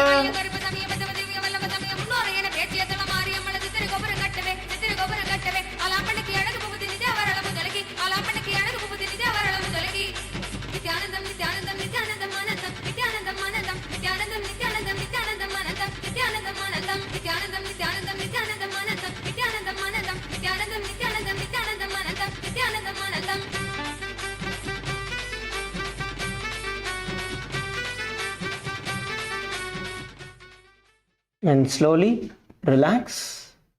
Stop wherever you are. Stand still. Don't move around. Don't try to adjust your mat. Mat adjust பண்ண try பண்ணாதீங்க. அப்படியே நில்லுங்க. இருந்த இடத்துல நில்லுங்க. Stand without any movement. Close your mouth. Close your eyes. கண்களை மூடி. கண்களை மூடிக்கோங்க. வாயை மூடிக்கோங்க. Inhale deeply through your nose. Feel the entire breath filling your lungs and your entire body. Inhale all the way from your knees. உங்களோட முட்டிலிருந்து சுவாசம் உள் வர்றத தியானியுங்க. Breathe in all the way from your knees and exhale all the way till your knees. Inhale and exhale. Inhale and exhale. ஆழ்ந்து சுவாசியுங்கள். உள் போகும் சுவாசம் மற்றும் வெளிவரும் சுவாசம் உங்களோட முட்டி வரைக்கும் போயிட்டு வர்றத தியானியுங்க. Feel your fingertips pulsating with energy.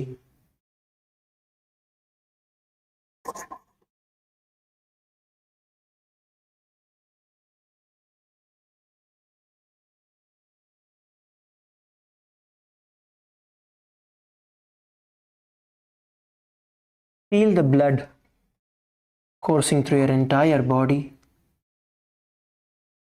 உங்க உடம்பு ஃபுல்லா நடக்கிற ரத்த ஓட்டத்தை கவனியுங்க. Inhale as deeply as possible and exhale as deeply as possible. ஆழ்ந்து சுவாசியுங்கள்.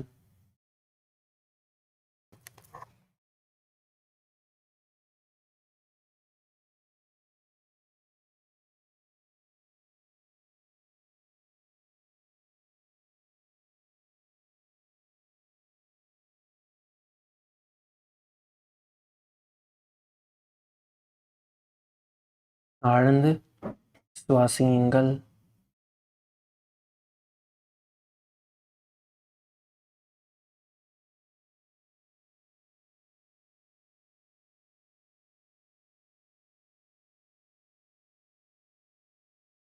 Bring your breath under your control. உங்களோட சுவாசத்தை கட்டுப்பாட்டுக்குள்ள கொண்டு வாங்க.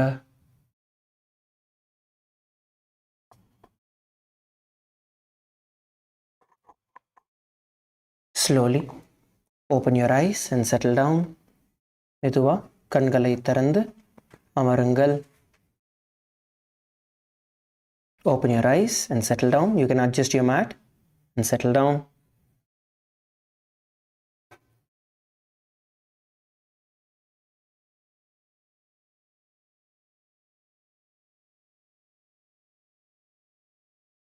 Now we are going to be performing the Mahamantra meditation.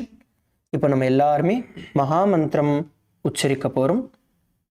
We are going to be humming intensely for the next few minutes. நம்ம எல்லாருமே இன்டென்ஸா hum பண்ண போறோம். You're going to keep your mouth closed and hum as deep as possible, as long as possible. Let us now begin. Close your eyes, sit straight, and start.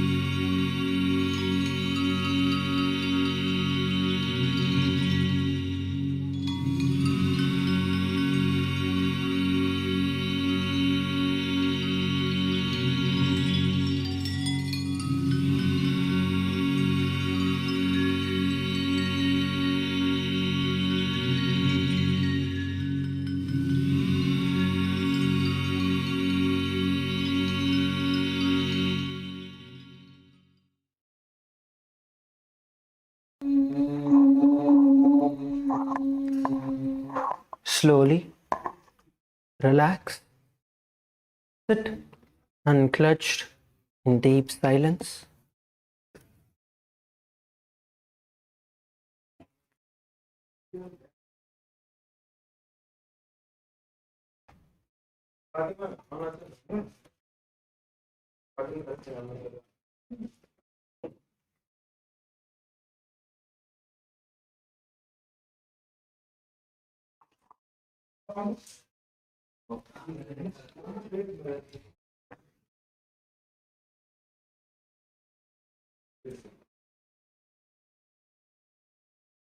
Inhale and exhale.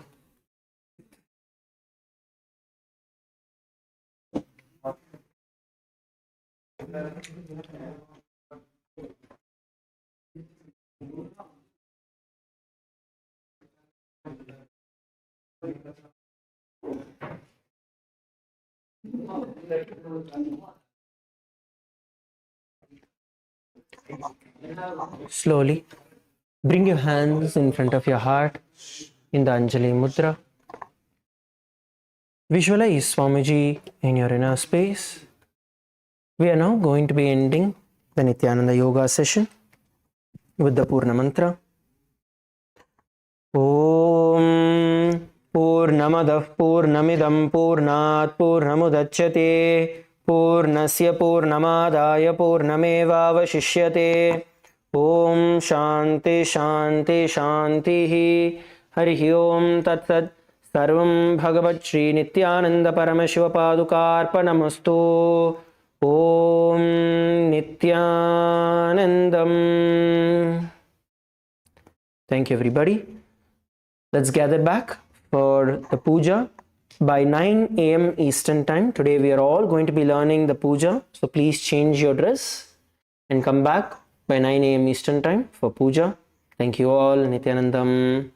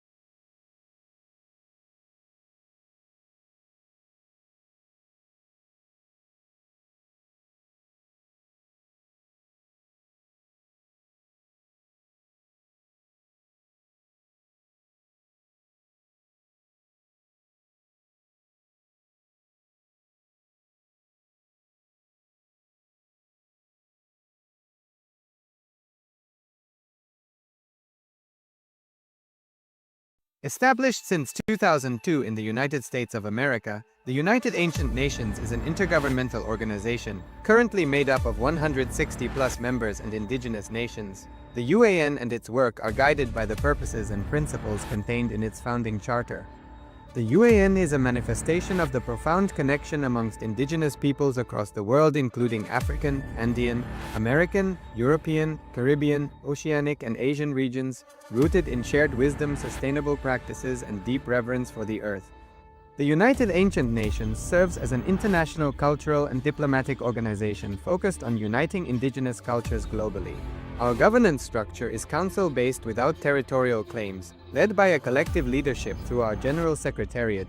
As a non-state entity with UN-style advocacy, we focus on several key areas: cultural and digital heritage preservation, indigenous diplomacy, revival of indigenous knowledge systems to solve humanity's problems, global peace, environmental preservation, health and wellness, sustained economic development, indigenous and cultural tourism. While the UAN represents numerous indigenous cultures, the United States of KAILASA serves as the first indigenous nation specifically for Hindus. KAILASA's mission is focused on the revival of the ancient enlightened Sanatana Hindu civilization, with a formal governance structure including a head of state, ministers, and ambassadors. Under the leadership of SPH, Supreme Pontiff of Hinduism, Bhagavan Nithyananda Paramashivoham, KAILASA has achieved recognition as a sovereign subject of international law, possessing distinctive attributes of juridical statehood. The United States of KAILASA is the main sponsor of the proposed UAN headquarters. This initiative would bring forth an estimated $100 million in revenue for the host country through summits, conferences, tourism, and development projects. The proposed UAN headquarters would represent the world's indigenous nations and peoples through its architectural design. It would blend the best of all worlds, featuring top modern architecture, the highest green building standards, and ancient Vastu architectural principles. This headquarters would serve as a central hub for indigenous diplomacy, cultural preservation, and collaborative efforts towards sustainable development and global peace. Through this initiative, we aim to create a dignified platform for indigenous leadership rooted in ancestral wisdom, cultural legitimacy, and collaborative innovation, enhancing global dialogue and regional stability. The establishment of the UAN headquarters would position a host country at the forefront of a global movement promoting indigenous wisdom while creating significant economic opportunities for the nation and its people.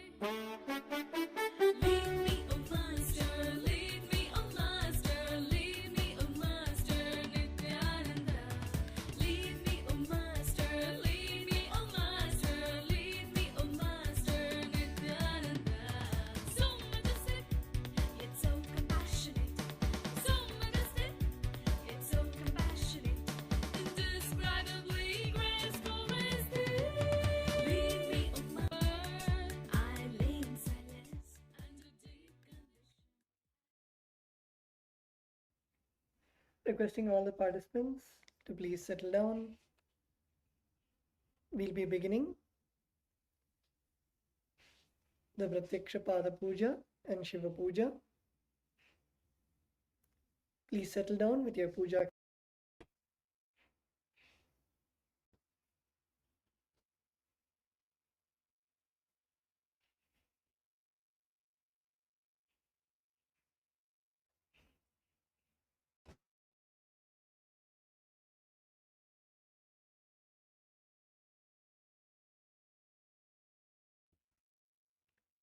We will be guiding you on how you need to offer the puja.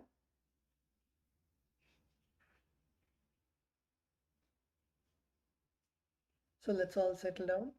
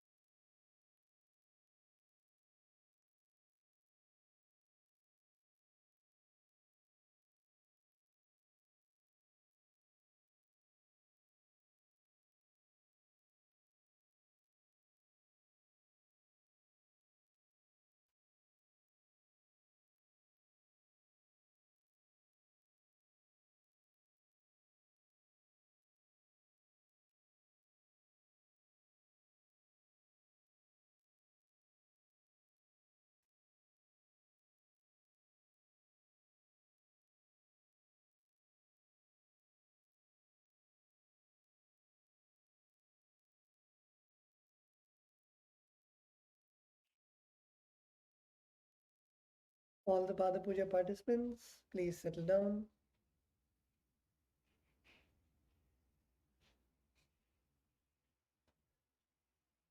Even while preparing for the puja, you're actually doing the puja itself.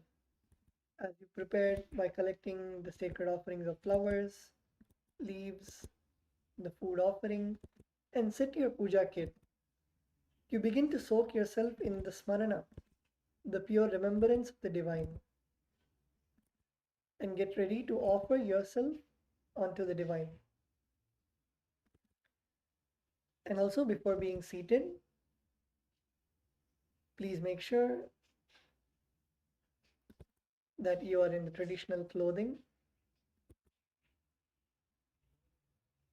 Apply the kumkum and vibhuti on your forehead.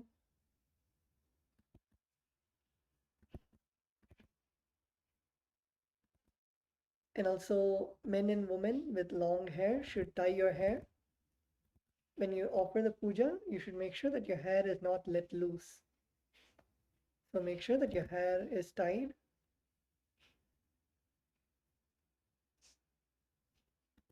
Wear the Rudraksha on you as you have received the Shiva Diksha. You will be given the Kantamala and the Rudrakshamala.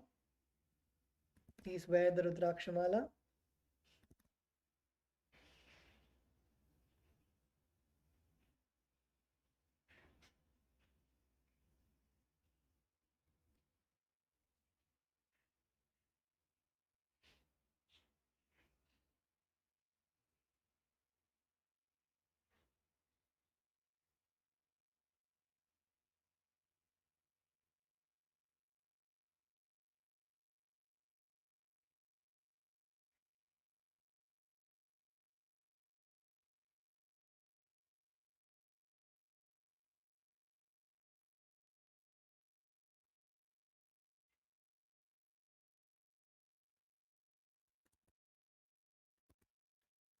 So as you set your puja kit, please be seated in Ardha Padmasana, Padmasana or Sukhasana.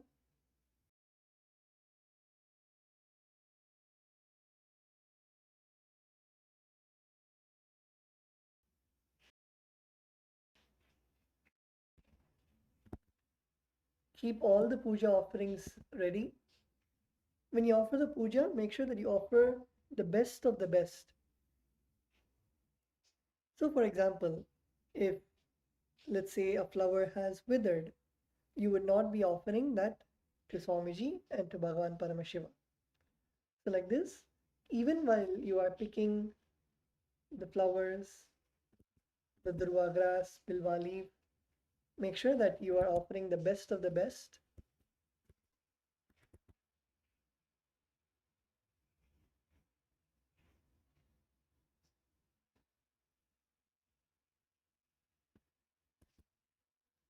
Make sure that you are having flowers, bilwa leaves, tulasi leaves, the vastram and abharanam.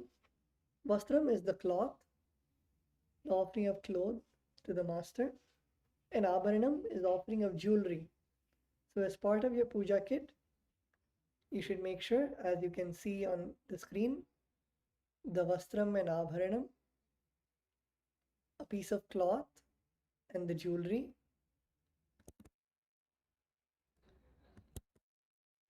You should also be having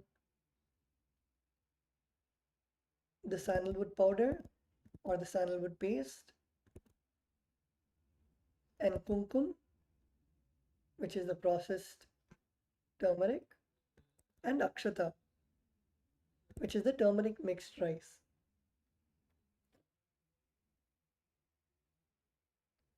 So make sure that you have all of these three with you, as we'll be offering them during the puja.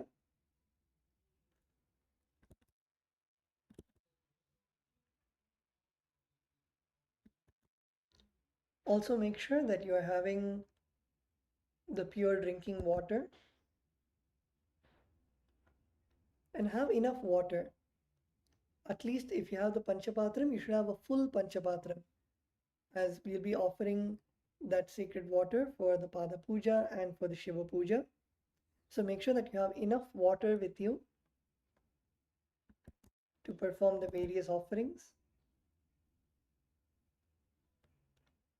Also requesting the hall volunteers to also guide and make sure that the participants have all of the items.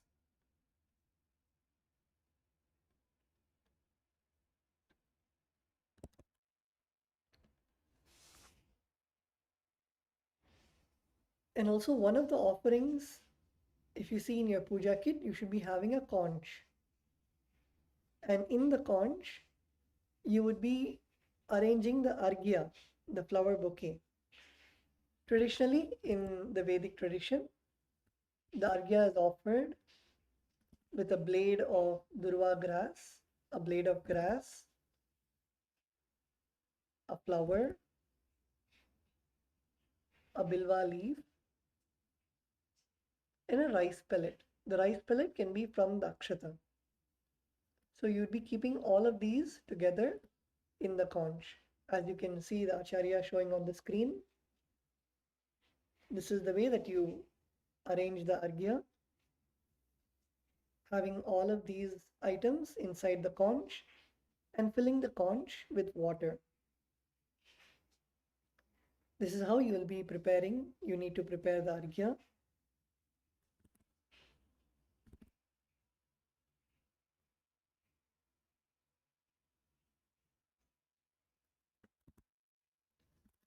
Next, you should be having Naivedyam, that is food offering. For Naivedyam, you can have the organic, freshly cooked rice, or you can have fruits, fresh fruits, or dry fruits, or nuts, or sugar candy. You can offer all of these as Naivedyam. The Naivedyam should be very pure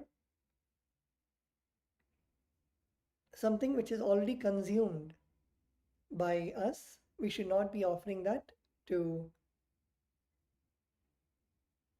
Swamiji and to Paramashiva. You'll be offering only the fresh Naivedyam. So even when you go back home, please make sure that you don't, like, let's say that if you made a sweet the previous day, you should not be offering that the next day. So make sure that you are always offering the fresh cooked items.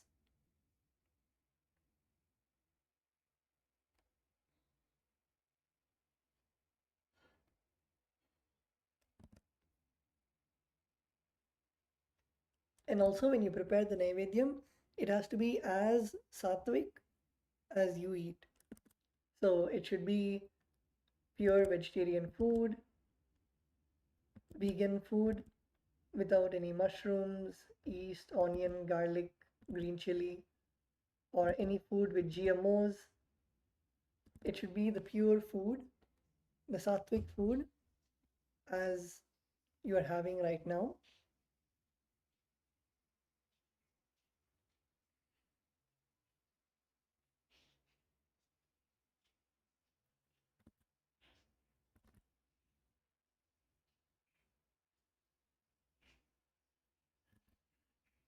The next we'll be showing you how to prepare the Deepa. So as you can see on your screen, you will be having the Deepa in front of you, the lamp. So in the lamp, you should fill the lamp with pure ghee, cow ghee, and you should, or if you don't have ghee, you can fill it also with sesame oil.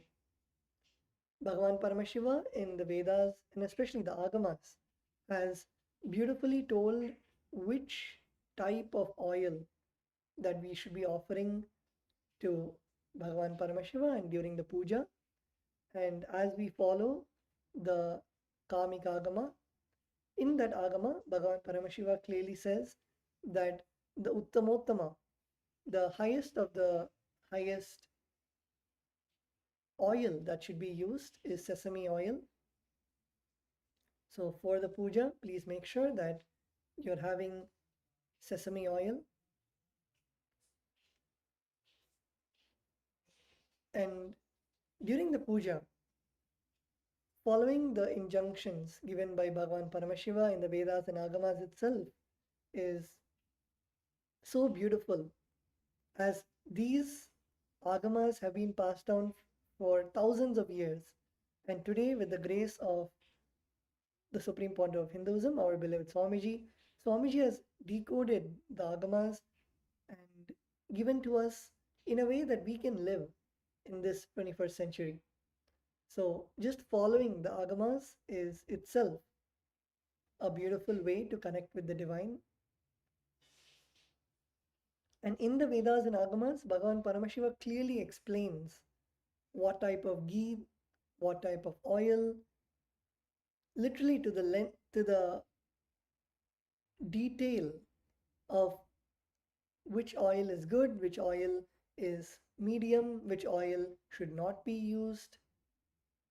Bhagavan Paramashiva clearly explains which flowers should be offered, which flowers should not be offered. During the puja, you should only offer flowers which give a scent.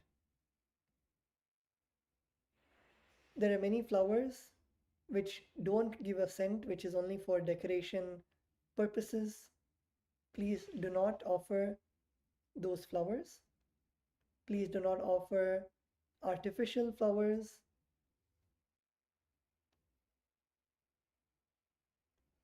So even the flowers, only flowers which have a scent should be offered to Bhagavan Paramashiva.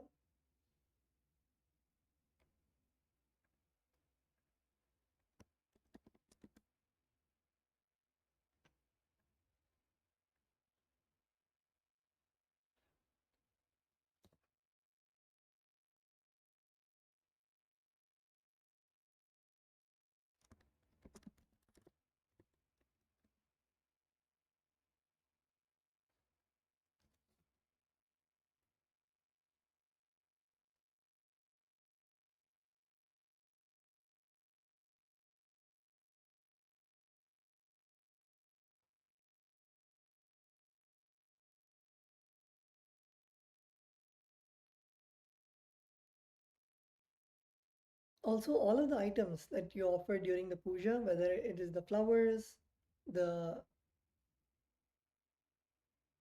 leaves, or any of the puja materials, should not touch the ground.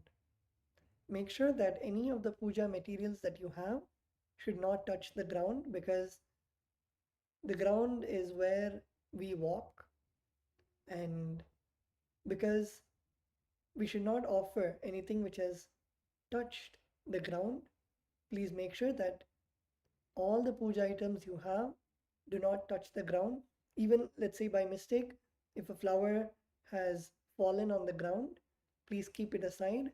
You will not be using it to offer to Bhagavan Paramashiva and to Swamiji.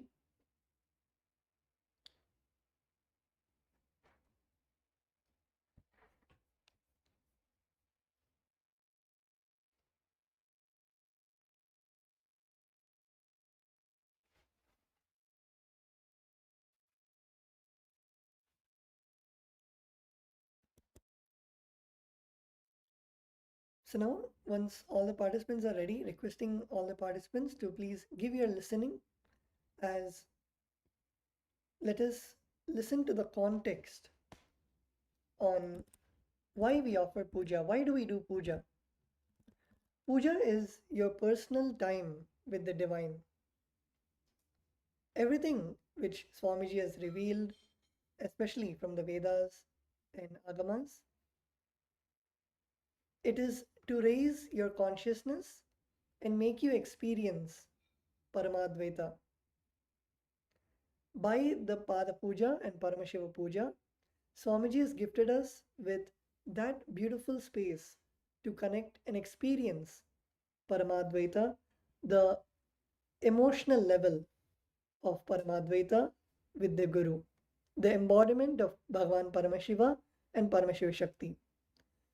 Puja is your personal time with our beloved Guru and with Bhagavan Paramashiva. So in this 1 hour, you soak yourself in devotion, in the love current of the Guru, preparing yourself to offer your whole self, your being, surrendering yourself to Swamiji and to Bhagavan Paramashiva. By doing the puja with integrity, our seed of gratitude and devotion, with the integrity that we have, grows into that feeling connection, that oneness with Swamiji. And you might also have a question: why do we worship deities? In the Sanatana Hindu Dharma, our Bhagavan Paramashiva has revealed, and it is a proven science of enliving the divinity in the deities, the process of turning the idols into a living divinity, having its own independent intelligence. As all of you have been gifted with the Atmalinga, can all the participants in Kailasa, LA and Tiruvannamalai, can you raise your hands if you have received the Atmalinga? If you have received your Atmalinga, can you raise your hands? Okay. So this Atmalinga, it's no more just a piece of crystal. It is Bhagavan Paramashiva himself.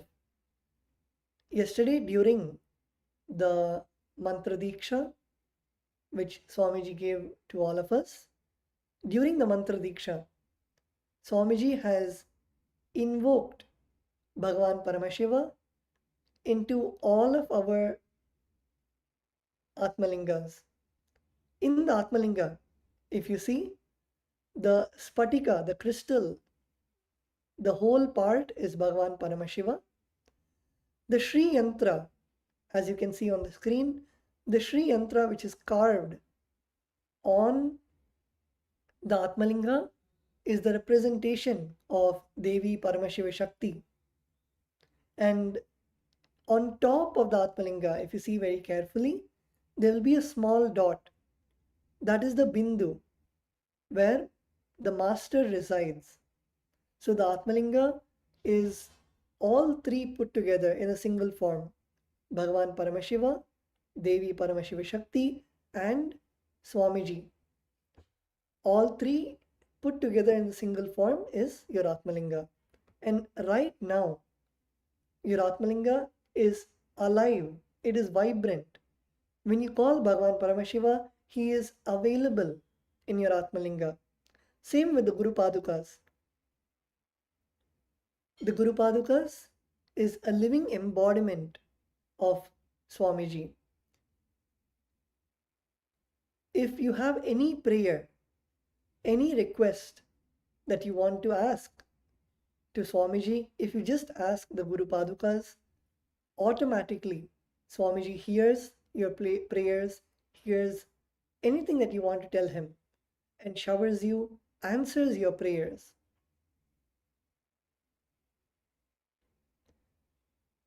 The Guru Padukas and the Atmalinga are the direct living presence of the Supreme Pontiff of Hinduism, our beloved Swamiji, and Bhagavan Paramashiva. And this is, Swamiji has said time and again that practicing the presence of God leads you to Bhava Samadhi. So each time you remember, just by remembering that Bhagavan Paramashiva is in your Atmalinga, Swamiji is in your Guru Padukas, just by remembering this, it can lead you to Bhava Samadhi, that space of oneness.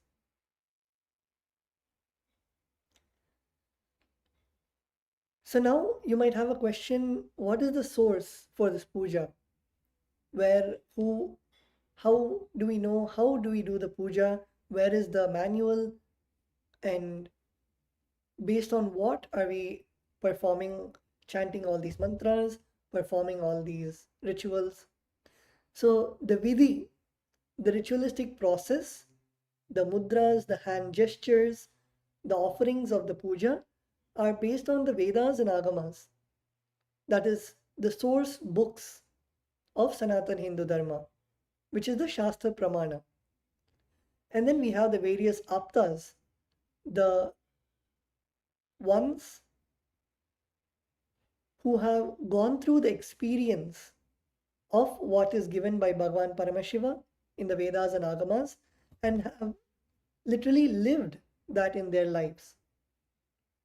And of course, the experience of our own Swamiji, which is the Atma Pramana.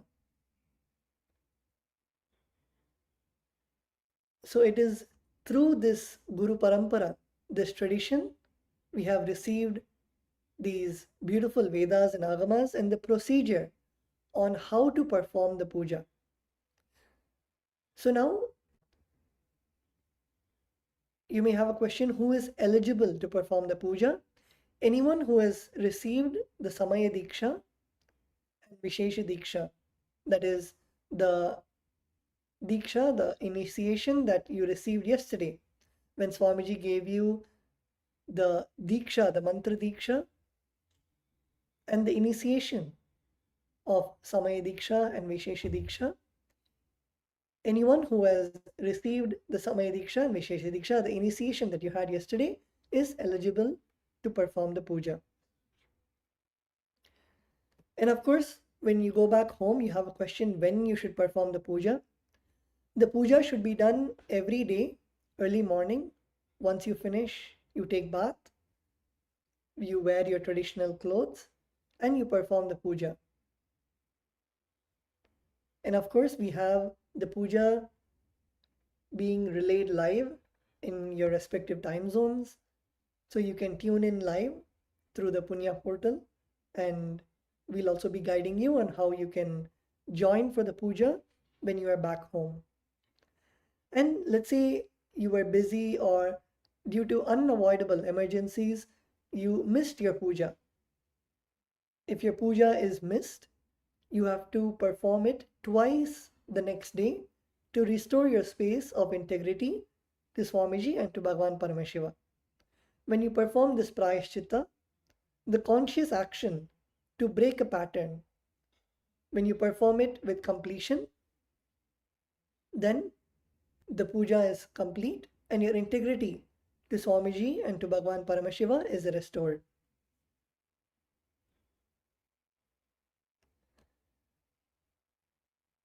The puja is the simplest and most authentic way that you can connect with the divine. Of course, when you go back home, you would be busy with your daily schedule, you will have your ups and downs, and running your life. Puja is the time. It is your personal exclusive time with the divine, with Bhagwan Paramashiva and with Swamiji, where you have that experience of oneness just by listening to the mantras, chanting the mantras, and offering your love and devotion to Swamiji. It is one of the easiest ways that you can connect to Swamiji. Many times you may close your eyes and have the various thoughts running in your inner space. When you perform the puja, during the puja you will see that all those thoughts, all the inner chatter melts down and you're able to connect with Swamiji.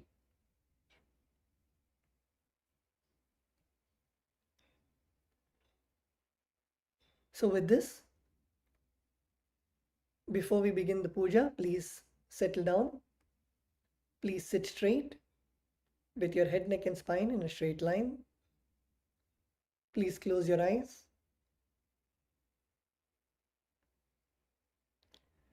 Inhale deeply and exhale. Inhale again. Take a deep breath and exhale. Come to a space of deep, restful awareness. Unclutch from any of the thoughts that are arising in your inner space.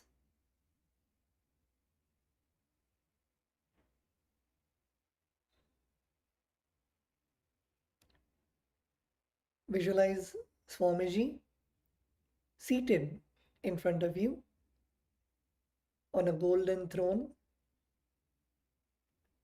Swamiji seated, and you are at Swamiji's feet.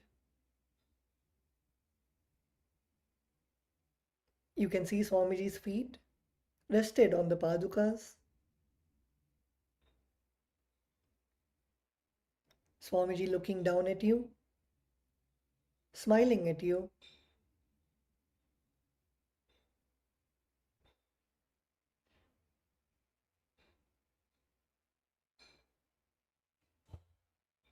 Feel Swamiji's presence in the Guru Padukas.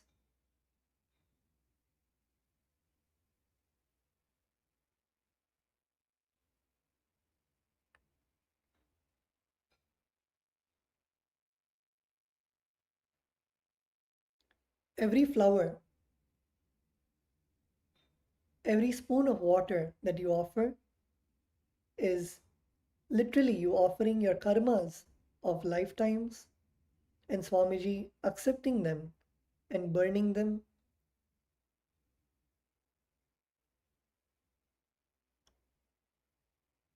Come to a space of deep gratitude and oneness with the whole cosmos in the form of our Guru, our beloved Swamiji.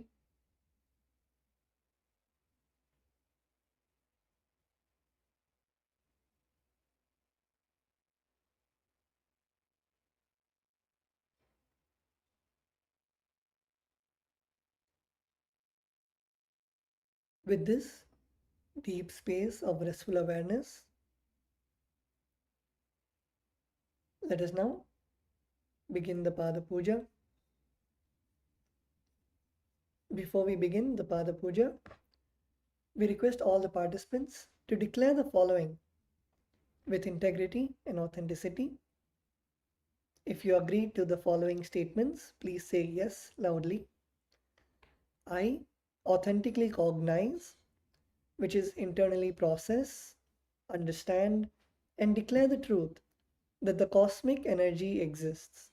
Yes, I authentically cognize, which is internally process, understand, and declare the truth that Swamiji, Bhagavan Nithyanandeshwara Paramashiva, Devi Nithyanandeshwari Paramashiva Shakti, the Guru Padukas, and the Atma Linga are the Chinmaya Vigrahas, the embodiments and representations of that very cosmic energy. Yes, I authentically cognize, which is internally process, understand, and declare the truth that whatever I offer during the Pada Puja and Paramashiva Puja will reach the cosmic source of energy directly. Yes, I authentically cognize, which is internally process, understand, and declare the truth of Soham Asmi, that even when I worship, I am Him. Yes. With this, let us now begin with the Sadguru Vandanam. In the Sadguru Vandanam, we offer our gratitude to our Guru, our beloved Swamiji. The meaning of the mantra we are now going to chant is, I surrender to that Guru who is the eternal bliss, the bestower of supreme happiness, the one who is the embodiment of wisdom, who is beyond duality, who is omnipresent, to whom the supreme goal is giving the enlightenment experience, who is eternal, pure, and unshakable, who is the silent spectator of all thought processes, who is beyond emotions, and the one who is without the three qualities called Sattva, Rajas, and Tamas. Now please take some flowers in your hands and close your eyes and offer the flowers at Swamiji's Padukas at the end of the mantra.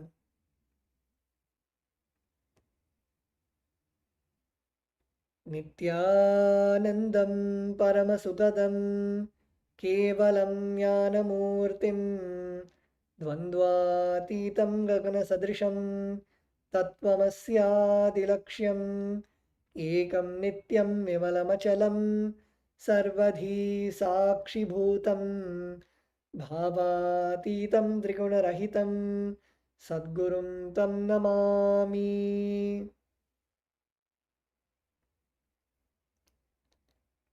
The next offering is the Guru Parampara Vandanam.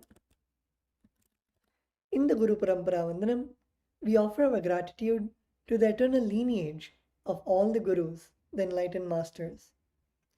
The meaning of the mantra we are now going to chant is, I surrender to the lineage of all the enlightened masters, which has Bhagavan Nithyanandeshwara Paramashiva as the beginning, Devi Nithyananda Paramashiva Shakti as the middle, and my Guru, Bhagavan Nithyananda Paramashivam as the end. Now please take some flowers in your hands. Place your hands in the Atmanjali Mudra in front of your heart center. Close your eyes and offer the flowers at the end of the mantra.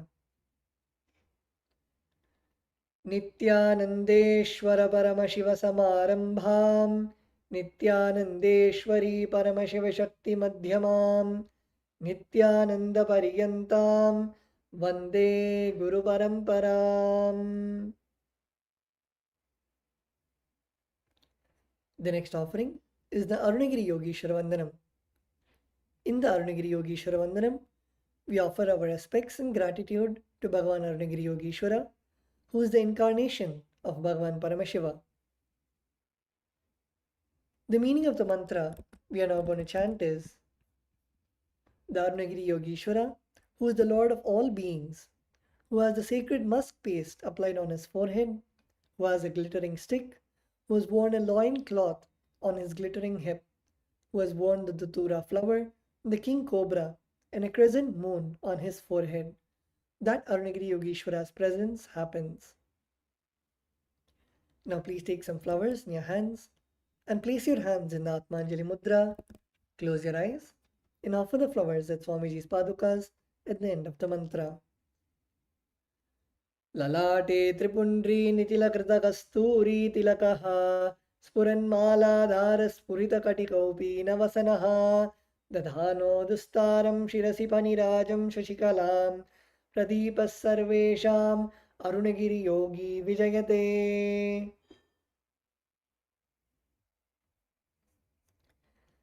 The next is the Tattvachamanam, the ritualistic cleansing of the mouth. Now requesting all the participants to look at the Acharya on the screen and you can follow the Acharya. First, keep your right hand in the Gokarna Mudra. The Gokarna Mudra is with your palms bending your index finger and your thumb and making a small cup with your palms. If you look at it carefully, it looks like the ears of a cow.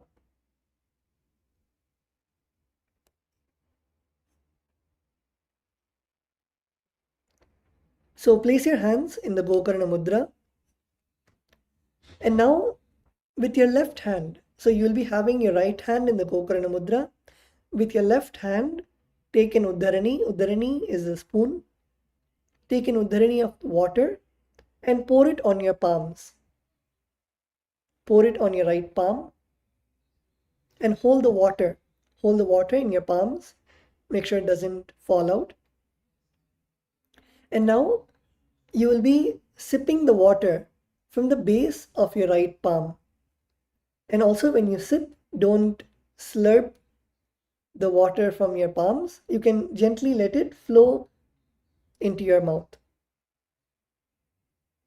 So each time the word Swadha is chanted, you will be drinking the water from your base of your palm.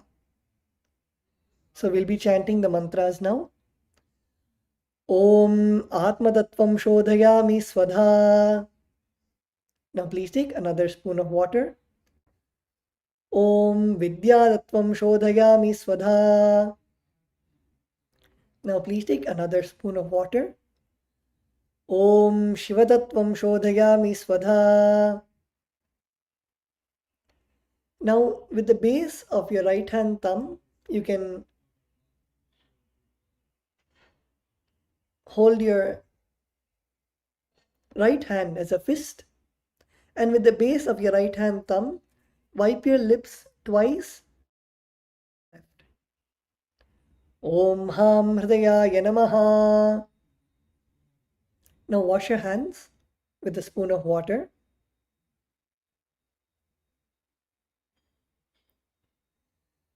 Now with the tips of your right hand index, middle and ring fingers, touch above your upper lip and below your lower lip. Again wash your hands. Next, with the tips of your right hand index finger and thumbs joined together, touch your right nostril and the left nostril. Next, with the tips of your ring finger and thumb joined together, touch your right eye, left eye, right ear and left ear. Wash your hands. Next, with the tips of your little finger and thumb joined together, touch your navel center, your right chest, your left chest. Now with all 5 fingers joined together, touch the top of your head, right shoulder, left shoulder, and your heart center. This is the Tattvachamanam, the ritualistic cleansing.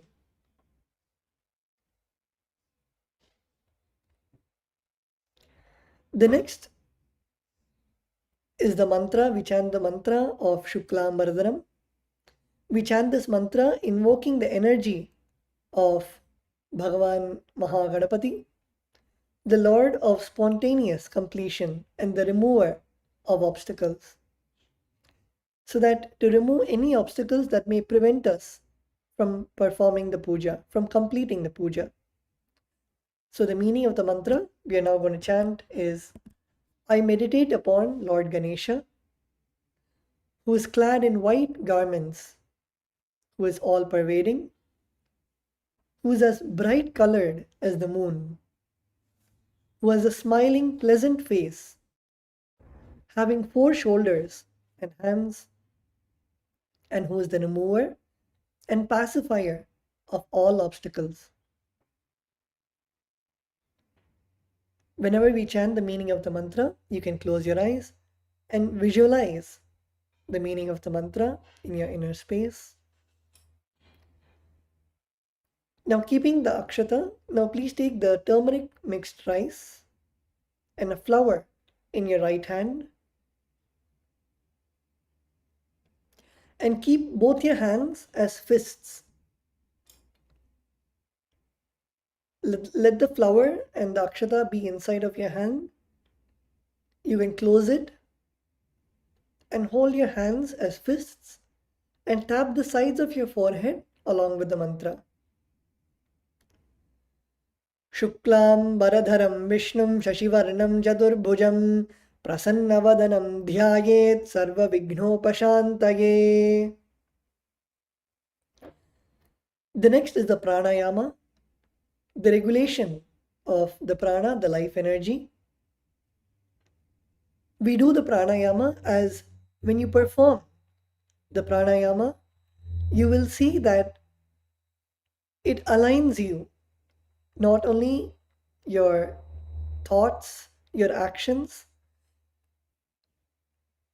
because of the controlling of the breathing and the chanting of the sacred mantras, you stop any other thoughts that happen in your inner space. That is why we perform the pranayama.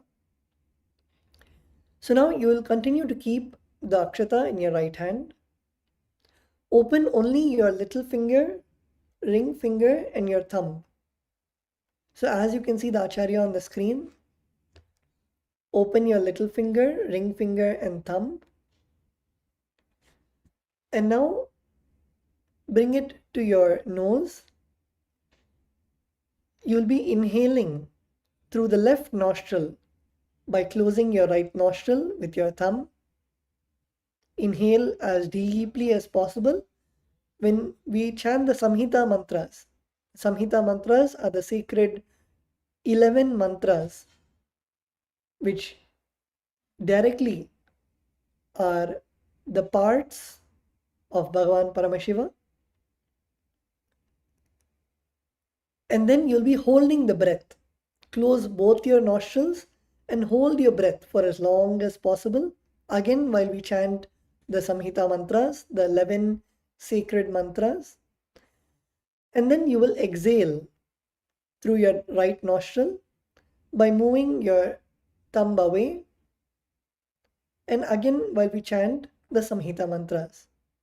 So we'll be chanting the Samhita mantras 3 times. While you inhale, hold your breath and exhale. Inhale as deep as possible. Hold your breath for as long as possible. And exhale as slowly as possible. Let us now begin the pranayama.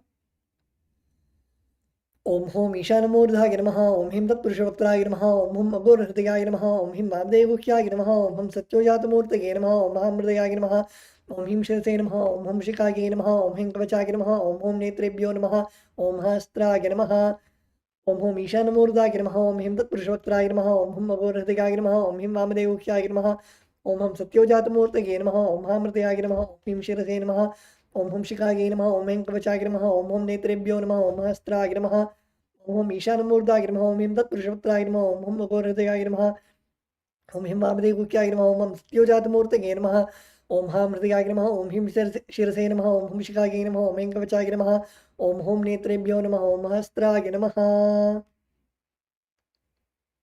Now relax.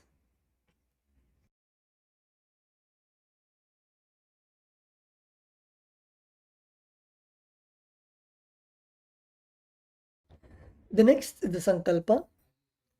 The Sankalpa is the conscious resolution. When you make a conscious resolution in the presence of the Master, the power of the Master's presence will simply manifest it as reality. So now close your eyes. Visualize the Sankalpa, the intention that you want to manifest for today. Your Sankalpa can be the feeling connection with the Master that you want to manifest. Feeling connection, or you want to do the power manifestation, or you want health, wealth, relationships, the completion, as you are doing the completion during the day, to achieve completion with your near and dear ones, with yourself. Anything that you want to manifest as your reality, any prayer that you have, visualize and keep it in your inner space. Visualize it already happening in your inner space.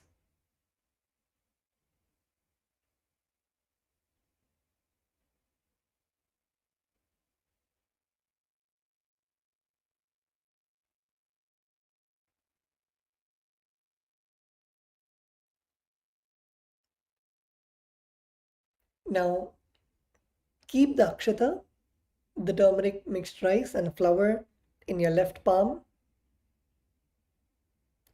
and close it with your right palm and cup your hands together and keep both your hands on the right thigh. As you can see the Acharya on the screen.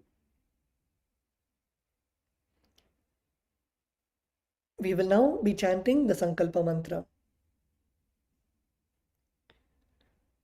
Om Mamopata Samasta Vridakshayadvara Bhagavat Shri Nithyananda Paramashiva Prityartham Shri Nithyanandeshwari Paramashiva Shakti Sameta Shri Nithyanandeshwara Paramashiva Prityartham Cha Shubhe Shobhane Muhurte Adya Brahmanaha Dvitiya Parardhe Shri Shvetavaraha Kalpe Vaivaswatamanvantare Ashtavimshatitame Nitya Yuge Prathame Pade Jambudvipe Bharatavarshe Bharatkhande Meroho Dakshine Parshve Shakabde Asmin Vartamane Vyavaharike Prabhavadinam Shashtyaha Samvatsaranam Madhye Vishwavasunam Samvatsare Dakshinayane Lakshmi Venkateshwara Ratao Simhamase Shukla Pakshe Ekadashyam Shubhaditao Budhavasari Yuktayam Purvashadha Nakshatra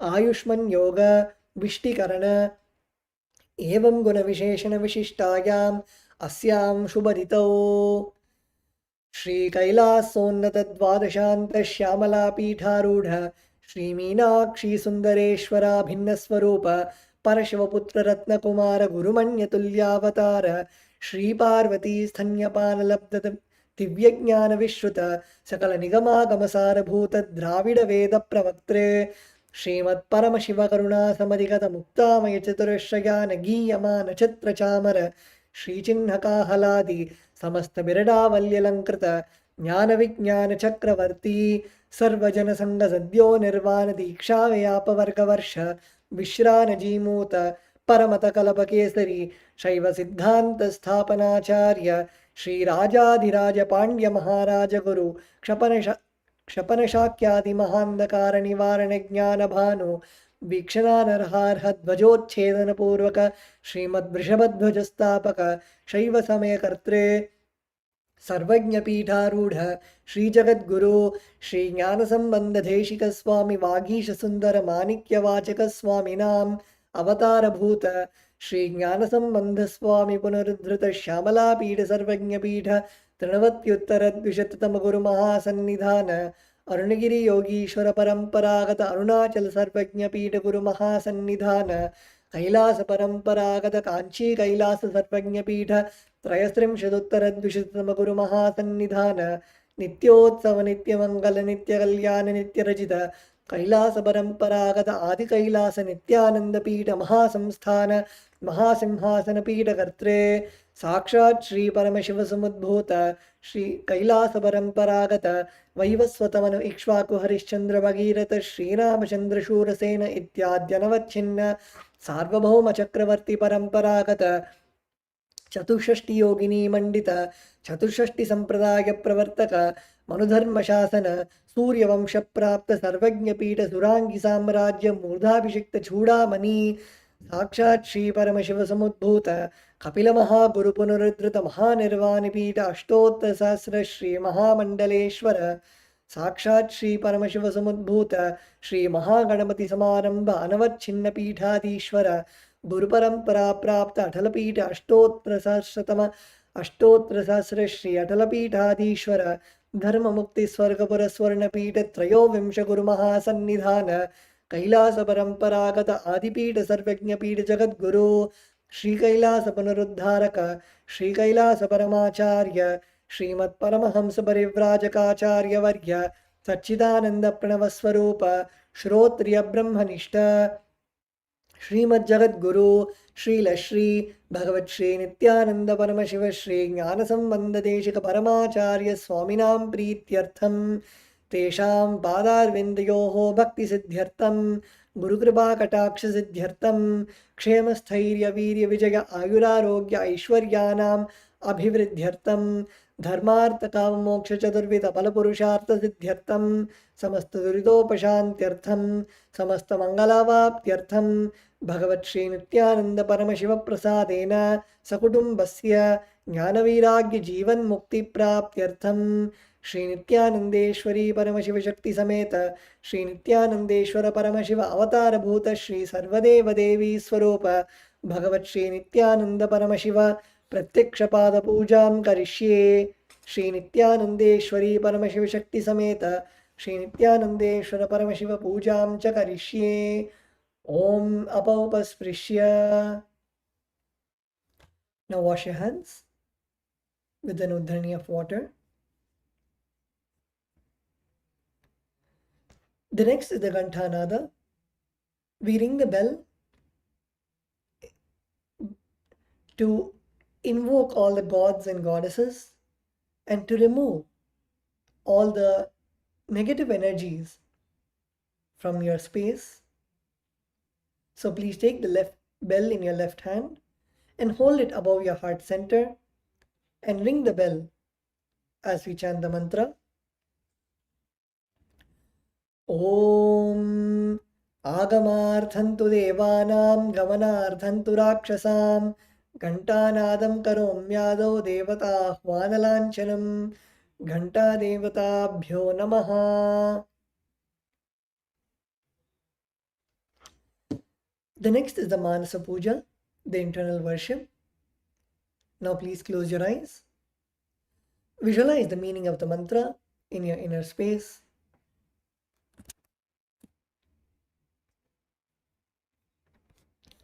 The meaning of the mantra we will now be chanting is, what seed can I offer to the Master except my heart? I offer the gratitude flowing as nectar to wash his feet and to rinse his mouth. I offer my mind itself as the arghya, the bouquet. To my Master, who is the very cosmos, what clothing can I offer except the space? I offer my very prana, the life energy, as the incense, and I offer the ocean of nectar as the food offering. The principle of the unstruck perennial sound is to be offered as the bell, the air as the fan, the sahasrara, the crown center, as the umbrella, the principle of sound as the music, the actions of the senses, and also the vagaries of the mind as the dance.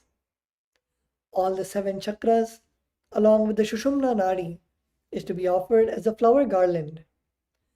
The different kinds of flowers with which the Guru should be worshipped are the guilelessness, freedom from the ego, freedom from suffering when your desires are not fulfilled, freedom from arrogance, freedom from ignorance, freedom from deceit, freedom from hatred, freedom from agitation, freedom from jealousy and greed, And the Guru should also be worshipped with the flowers of non-violence, mastery over the senses, compassion, forgiveness, and enlightenment.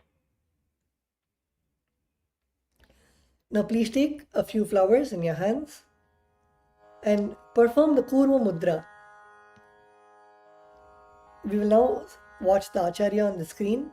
So the Kurma Mudra, you'll be placing your left hand under your right hand. Bend your middle and ring finger, and you will be joining your index finger of your right hand to the thumb of your left hand, your little finger of your right hand to the index finger of your left hand, and all the other fingers will be holding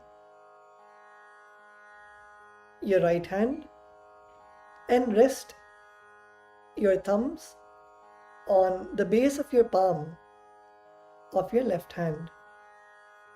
This is the Kurma Mudra. Requesting all the participants to watch the Acharya on the screen, and the hall volunteers can also help the participants perform the Kurma Mudra. The Kurma Mudra represents the Kurma, which is a tortoise. Just like how the tortoise is able to withdraw its limbs, its head, and go inside. Same way, in the Manasa Puja, you turn your senses inwards. You withdraw your senses and you turn them inwards, where you visualize all of these offerings to Swamiji seated inside your heart. So please close your eyes. Visualize Swamiji in your heart center. And we will now be chanting the Manasa Puja.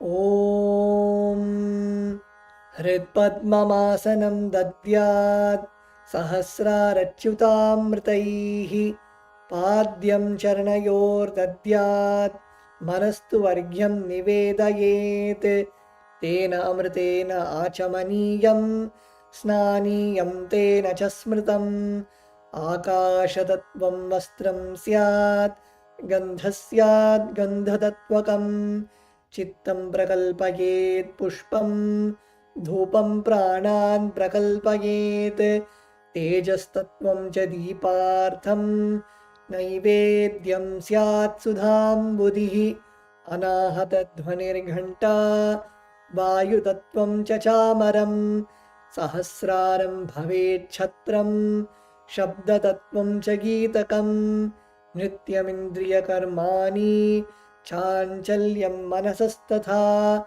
Sumekhalam Padmamalam Pushpam Nana Vidham Tatha Amayadyair Bhava Pushpaihi Archayed Bhava Gocharam Amayam Anahankaram Aragam Amadam Tatha Amohakam Adambham Cha Advesha Akshobhakau Tatha Amatsaryam Alobham Cha Dashapushpam Vidurbudaha Ahimsa Paramam Pushpam Pushpam Indriya Nigraha Daya Pushpam Kshama Pushpam Jnana Pushpam Cha Panchamam Iti Panchadashair Bhava Pushpaihi Sampujayet Bhagavantam Shri Nithyananda Paramashivam.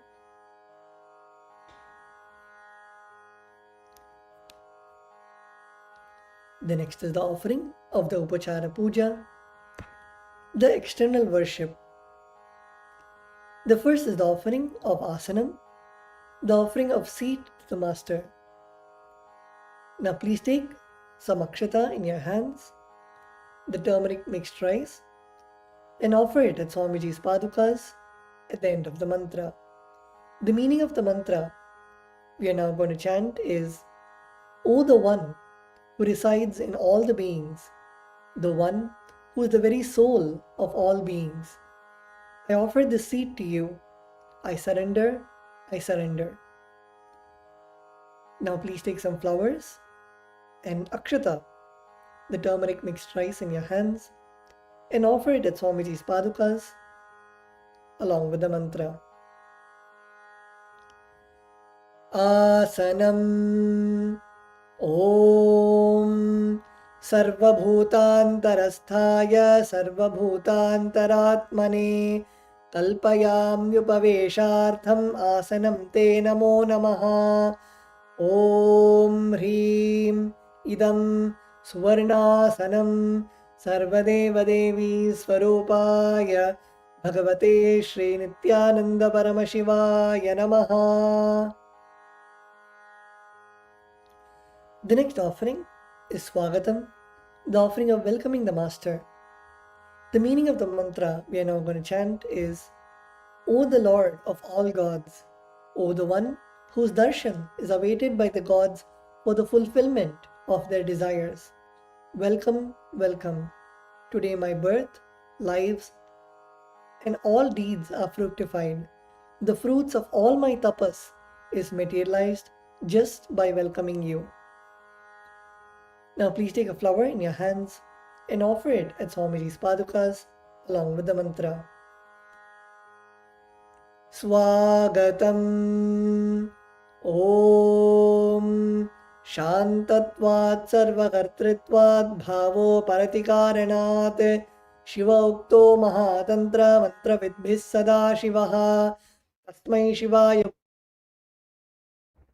Shivaya Gurave Vitaragakalaya Vai Ameyatvat Anantoyam Ajatvacha Prakirtitaha Yasya Darshanamichanti Deva Swabhishta Siddhage Tasmai Deva Rameshana Swagatam Swagatam Prabho Adya Me Sapalam Janma Jivanam Sapala Kriyaha Swagatam Yatvaya Tanme Tapasam Phalamagatam. Om Hrim Sarvadeva Devi Swarupa Bhagavat Shri Nithyananda Paramashiva Swagatam Suswagatam Te. The next offering is Padyam, the offering of water to wash the feet of the Master. The meaning of the mantra we are now going to chant is, I offer Padyam, that is the water for washing the feet of the Supreme God, the very devotion on whom brings about the ultimate bliss. Now please take the udharani of water in your hands and offer it at Swamiji's padukas along with the mantra. Padyam Om Yad Bhaktilesha Samparkat Paramananda Samplavaha Asmai Te Parameshana Padyam Shuddhaya Kalpage.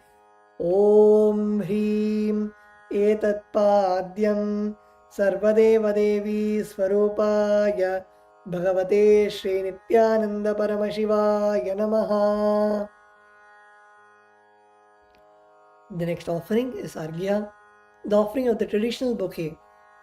The meaning of the mantra we are now going to chant is, O Maheshwara, please accept this Arghya, this offering of the traditional bouquet, with water to welcome the guest, made of durva grass, a flower, a bilva leaf and a rice pellet, and kept in a beautiful conch. Now please take the conch in your hands and offer the Arghya at Swamiji's padukas along with the mantra.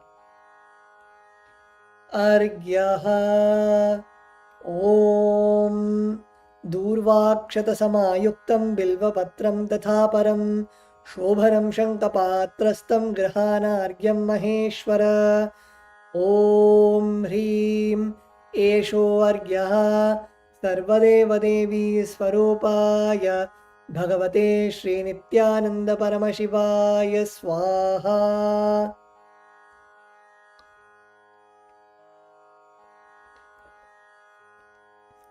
The next offering is Achamaniyam, the offering of water for mouthwash. The meaning of the mantra we are now going to chant is, please accept this auspicious and sin-removing Ganga water offered by me as Achamaniyam, that is the water for mouthwash offered by me with devotion to you. Now please take an udharani of water in your hands and offer it at Swamiji's padukas along with the mantra. Achamaniyam Om Mandakinyastu Yadvari Sarvapapaharam Shubham Grihanachamaniyantvam Maya Bhaktya Niveditam Om Hrim Idam Achamaniyodakam Sarvadeva Devi Swarupaya Bhagavate Shri Nithyananda Paramashivaya Svadha. The next offering is Madhubarka, the offering of the nectarine drink. The meaning of the mantra we are now going to chant is, for the destruction of all negativities, I offer this Madhubarka, this water which is full of nectar. Be pleased towards me, O Lord. Now please take the Madhubarka in your hands and offer it at Swamiji's Padukas along with the mantra. Madhubarkaha Om Sarvakalmashanashaya Paripurna Sudhatmakam Madhubarkamimam Deva Kalpayami Prasidame Om Hrim Esha Madhubarkaha Sarvadeva Devi Swarupaya Bhagavate Shri Nithyananda Paramashivaya Svadha.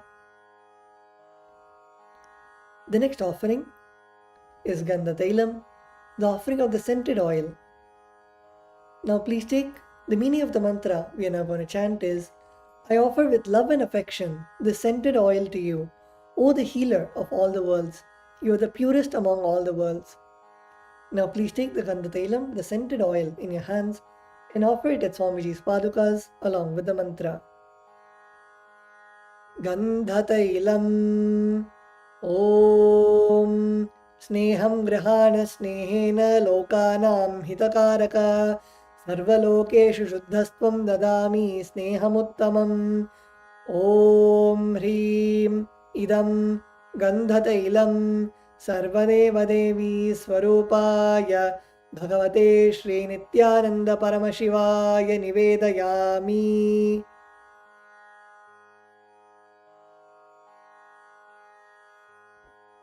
The next offering is Snaniyam, the offering of water for the sacred bath. The meaning of the mantra we are now going to chant is, please accept this cool, pure and clear water which is capable of seizing my mind for your sacred bath offered by me with devotion to you. Now please take an udrani of water in your hands and offer it at Swamiji's Padukas along with the mantra, and please ring the bell as you do so.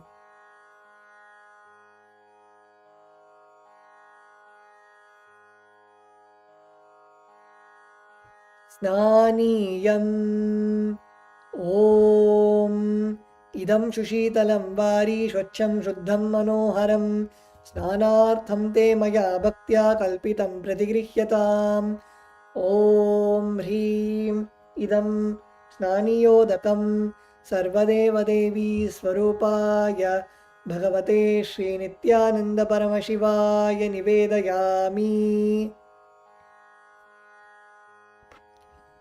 The next offering is Vastram, the offering of the sacred cloth. The meaning of the mantra we are now going to chant is, I offer Vastram, this cloth offering, to the Master who removes the veil of Maya or illusion. The Master who is the true light of enlightenment, who does not have a veil of Maya and has the very space as the dress. Now please take the offering of clothes in your hands and offer it at Swamiji's Padukas along with the mantra. Vastram Om Maya Chitrapata Achanna Nijaguhyoru Tejase Niravarana Vijnaya Vasaste Kalpayamyaham Om Hrim Idam Vastrottariyam Sarvadeva Devi Swarupaya Bhagavate Shri Nithyananda Paramashivaya Nivedayami. The next offering is Abharanam, the offering of the sacred jewelry. The meaning of the mantra we are now going to chant is, I offer this golden ornament to you, Master, who by their very nature has a gracefully beautiful body and who is the repository of all the powers. May you be pleased. Now please take the jewelry in your hands and offer it at Swamiji's padukas along with the mantra. Abharanam Om Swabhavasundaraangaya Nana Shaktyashrayayate Suvarnam Bhushanam Tubhyam Kalpayami Prasidame Om Hrim Idam Suvarnabharanam Sarvadeva Devi Swarupaya Bhagavate Shri Nithyananda Paramashivaya Nivedayami. The next offering is Gandha, the offering of the sandalwood paste. The meaning of the mantra we are now going to chant is, I neither know what your body is, nor do I know what your actions are. Please accept and smear this sandalwood paste offered by me with devotion. Now please take the sandalwood paste in your hands and offer it at Swamiji's padukas along with the mantra. Gandhaha Om Shariram Tena Janami Cheshtam Naivacha Naivacha Maya Niveditan Gandhan Pratigrihya Vilipyatam Om Hrim Esha Gandhaha Sarvadeva Devi Swarupaya Bhagavate Shri Nithyananda Paramashivaya Namaha.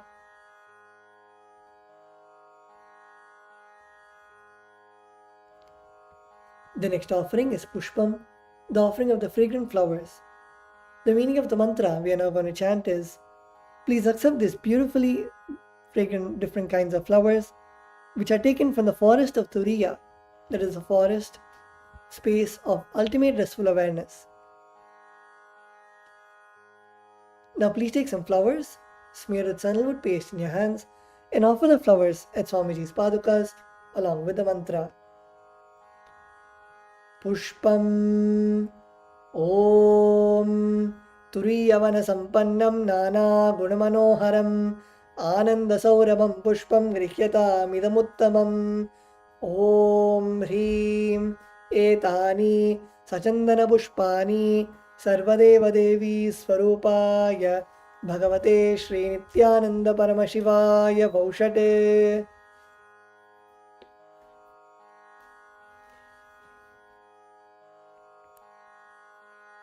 The next offering is Tulasi Patram, the offering of the Tulsi leaf. The meaning of the mantra we are now going to chant is, let this offering of Tulsi leaf be unto the Supreme Soul, who has unlimited forms and who is the bestower of all boons. Now please take the Tulsi leaf, smeared with sandalwood paste in your hands, and offer it at Swamiji's padukas along with the mantra. Tulasi Patram Om Namaste Vahurupaya Varadamurtage Paramatmane Swaha.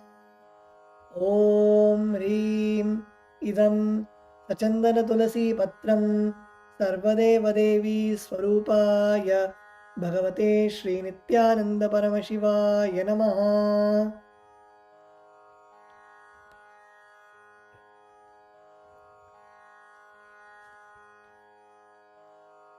The next offering is Bilva Patram, the offering of Bilva leaves. The meaning of the mantra we are now going to chant is, I offer you, O God of all gods, this holy Bilva leaf in which dwells the goddess of richness and which is so much loved by Lord Shiva.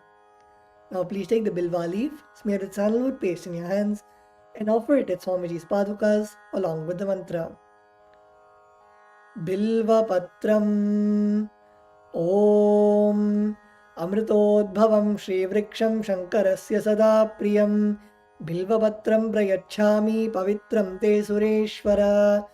Om Hrim Etani Sachandana Bilvapatrani Sarvadeva Devi Swarupaya Bhagavate Shri Nithyananda Paramashivaya Vaushate.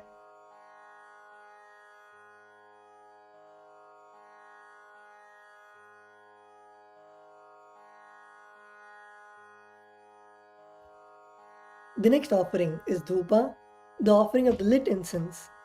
The meaning of the mantra we are now going to chant is, this incense smoke is made of sacred herbs of intoxicating fragrance. Please accept this incense smoke fit to be inhaled by all the devas. Now please take the lit incense sticks in your hands and slowly wave it towards Swamiji's padukas along with the mantra, and please ring the bell as you do so. Dhupaha Om Vanaspatiraso Divyo Gandhadhyassu Manoharaha Agreyas Sarvadevanam Dhupoyam Pratigrihyatam Om Hrim Esha Dhupaha Sarvadeva Devi Swarupaya Bhagavate Shri Nithyananda Paramashivaya Namaha. The next offering is Deepa, the offering of the lit lamp. The meaning of the mantra we are now going to chant is, please accept this light of inner and outer worlds, which is very bright and which removes the darkness from everywhere. Now please take the lit lamp in your hands and slowly wave it towards Swamiji's padukas along with the mantra, and please ring the bell as you do so. Deepaha Om Suprakasho Mahadipaha Sarvatastimiراpaha Sabāhyābhyantara Jyotirdeepoyam Pratigrihyatam Om Hrim Esha Deepaha Sarvadeva Devi Swarupaya Bhagavate Shri Nithyananda Paramashivaya Namaha. The next offering is Naivedyam, the offering of food. The meaning of the mantra we are now going to chant is, these different kinds of food offerings are prepared from sweetener and other ingredients. O Lord, please accept this food offering prepared by me with devotion. Now please take an udhrani of water in your hands and offer it at Swamiji's padukas along with the mantra, and please ring the bell as you do so. Naivedyam Om Naivedyam Vividam Deva Shakkara Vinirmitam Maya Niveditam Bhaktya Grahana Parameshwara Om Hrim Idam Shopakarna Naivedyam Sarvadeva Devi Swarupaya Bhagavate Shri Nithyananda Paramashivaya Nivedayami. The next offering is Paniyam, the offering of water for drinking. The meaning of the mantra we are now going to chant is, O God of all demigods, the one who bestows deep fulfillment upon us. Please accept this water full of infinite bliss. Now please take the udhrani of water in your hands and offer it at Swamiji's padukas along with the mantra. Paniyam Om Samastadeva Devesha Sarvatriptikaram Param Akhandananda Sampurnam Grahana Jalamuttamam Om Hrim Idam Panarthodakam Sarvadeva Devi Swarupaya Bhagavate Shri Nithyananda Paramashivaya Namaha. The next offering is Punarachamaniyam, the offering of water for drinking.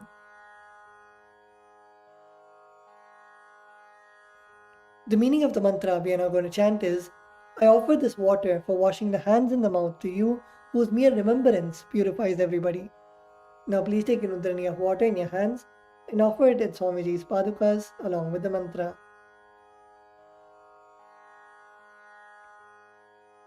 Punarachamaniyam Om Uchishtamapya Suchirva Yasya Smaranamatratah Shuddhimapnoti Tasmai Te Punarachamaniyakam Om Hrim Idam Punarachamaniyodakam Sarvadeva Devi Swarupaya Bhagavate Shri Nithyananda Paramashivaya Swaha. The next is the offering of Aratrikam, the offering of Arati to the Master.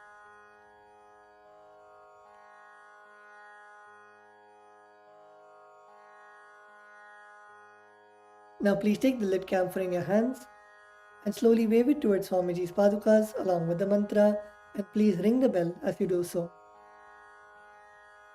आरात्रिकम् ॐ ह्रीं एषा दीपमाला सर्वदेवदेवी स्वरूपाय भगवते श्रीनित्यानन्दपरमशिवाय नमः। ॐ साङ्ग्रहण्येष्ट्याय यजते इमां जनतां सङ्गृह्णानीति द्वादशाग्निरशना भवति। द्वादशमासा संवत्सरः संवत्सरमेवावरुन्धे मौञ्जी भवति। ऊर्ध्वैमुञ्जाः ऊर्जमेवावरुन्धे चित्रानक्षत्रं भवति। चित्रं वा एतत्कर्म कर्पूरगौरं करुणावतारं संसारसारं भुजगेन्द्रहारं सदा वसन्तं हृदयारविन्दे भवं भवानी सहितं नमामि। भवं भवानी सहितं नमामि। भवं भवानी सहितं Namami.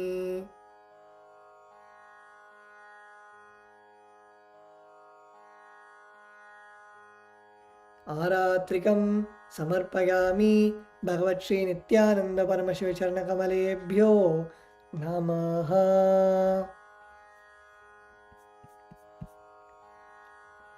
The next is the offering of Pushpanjali, the offering of fragrant flowers. The meaning of the mantra we are now going to chant is: Guru is the Brahma, who is the source of creation of the universe, Vishnu, who is the source of sustenance of the universe, and Shiva, who is the source of rejuvenation of the universe. Guru is all the three put together in a single form. I surrender to that Guru. I surrender to the Guru, who is omnipresent, and also has given me a glimpse of his experience. I surrender to the Guru, who has with the brush of wisdom opened my eyes, blinded by ignorance. I surrender to the Guru, who by giving the knowledge about the self has burnt my karmic baggage of so many births. I surrender to the Guru, who is the Lord of the cosmos, who is the Guru of the cosmos. My soul is the same soul which is in all the beings. I surrender to Dakshinamurti, the primal Guru, who manifests himself differently in the form of Ishvara, Guru, and Atman, or the Self. I surrender to that Sadguru, who is the eternal bliss, the bestower of supreme happiness, the one who is the embodiment of wisdom, who is beyond duality, who is omnipresent, to whom the supreme goal is giving the enlightenment experience, who is eternal, pure, and unshakable, who is the silent spectator of all thought processes, who is beyond emotions, and who is without the three qualities called Sattva, Rajas, and Tamas. Now please take a few flowers in your hands and close your eyes and offer the flowers, Swamiji's Padukas, at the end of the mantra.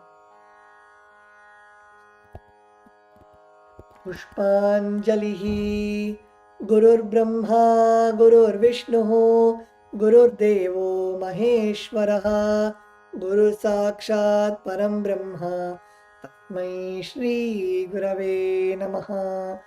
Akhanda Mandala Karam Vyaptam Yena Characharam Tatpadam Darshitam Yena Tasmai Shri Gurave Namaha. Akhanda Mandala Karam Vyaptam Yena Characharam Tatpadam Darshitam Yena Tasmai Shri Gurave Namaha. Ajnanatimirandhasya Jnananjanashalakaya Chakshurunmilitam Yena Tasmai Shri Gurave Namaha. Aneka Janma Samprapta Karma Bandha Vidahine Atmajnana Pradhanena Tasmai Shri Gurave Namaha. Mannatha Shri Jagannatho Madguru Shri Jagadguruho Mamatma Sarvabhutatma Tasmai Shri Gurave Namaha. Ishvaro Gururatmeti Murti Bheda Vibhagine Vyomavadvyapta Dehaya Dakshinamurtaye Namaha. Nithyanandam Paramasukhatam Kevalam Jnanamurtim Dvandvatitam Gaganasadrisham Tattvamasyadilaksham एकं नित्यं विमलमचलं सर्वदी साक्षिभूतं भावातीतं त्रिगुणरहितं सद्गुरुं तं नमामि। पुष्पाञ्जलिं समर्पयामि भगवत् श्री नित्यानन्द परमशिवचरणकमलेभ्यो नमः। ॐ नित्यानन्दम्। Now we'll be entering into the Shiva Puja, offering our prayers and worship to Paramashiva. The first is the Tattvachamanam, the ritualistic cleansing. Let us now perform the ritualistic cleansing. So bring your right hand into the Gokarna Mudra and pour an Urdharni of water in your hands and drink the water at the end of the following mantra when you hear the word Swada 3 times. Om Atmadattvam Shodayami Swadam. Now pour another Urdharni of water. Om Vidyadattvam Shodayami Swadha. Drink the water and pour another Urdharni of water. Om Shivatattvam Shodayami Swadam. Now rinse your right hand with an Urdharni of water and wipe the upper and lower lips from right to left. Om Ham Hridayaya Namaha. Wash your hands. Now with the index, middle and ring fingers touch above the upper lip and below the lower lip. Once again rinse your hands. Next, with the index finger and thumb touch the right nostril, the left nostril. With the ring finger and thumb touch the right eye, right ear, left ear. Once again rinse your hands. Next, with the little finger and thumb touch the navel, the right chest and the left chest, and with all the fingertips touch above the head, the right shoulder, left shoulder, and the heart center. Once again rinse your hands. Next, we'll be entering into the Sakalikaranam, where we will be invoking Paramashiva's energies in the various different parts of our body. Now, let us first bring our left palm and wipe the front and back of the right palm, and then with the right hand wipe the front and back of the left hand twice. Om Hahasraya Namaha. Bring both the hands into the Namaskar Mudra in front of the third eye. Shaktaye Vaushate. Bring your palms facing towards you with your thumbs touching the center of your palm. Om Ham Shivasanaye Namaha. Om Ham Shivamurtaye Namaha. Now, bring your thumbs to the tip of the little finger and slide it down to the bottom of the finger. Om Ham Satyo Jatamurtaye Namaha. Touch your thumb to the tip of the ring fingers and slowly slide your finger down. Om Him Vamadeva Guhyaya Namaha. Touch the tip of the middle finger and slide your thumb down. Om Hum Agor Hridayaya Namaha. Touch the tip of your index finger and slide your thumb down. Om Hem Tatpurushavaktraya Namaha. Touch the tip of your thumb with your index finger and slide the index finger down to the base of the thumb. Om Hom Ishanamurdaya Namaha. Touch the center of your palms with your thumbs.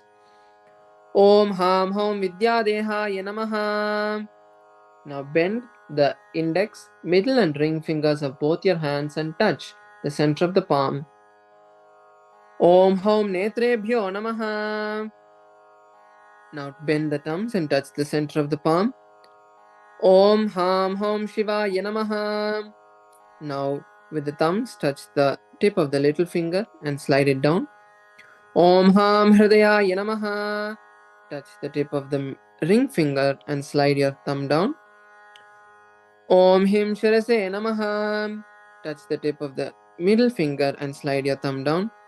Om Hum Shikaya Namaha. Touch the tip of your index finger and slide the thumb down. Om Haim Kavachaya Namaha. Touch the tip of your thumbs with your index finger and slide the index finger down. Om Haha Astraya Namaha. Now bring your hands, clench your palms with the thumbs in the center and rotate your hands once around each other. Om Haim Kavachaya Hum. Bring both of your hands into a Namaskar Mudra in front of your third eye. Om Ham Shivaya Vaushate. Now bend your thumbs and touch the center of your palms. Om Ham Hom Shivaya Namaha. Now with the ring finger and thumb touch your Ananda Gandha. Om Ham Shivasanaya Namaha. Om Ham Shivamurtaye Namaha.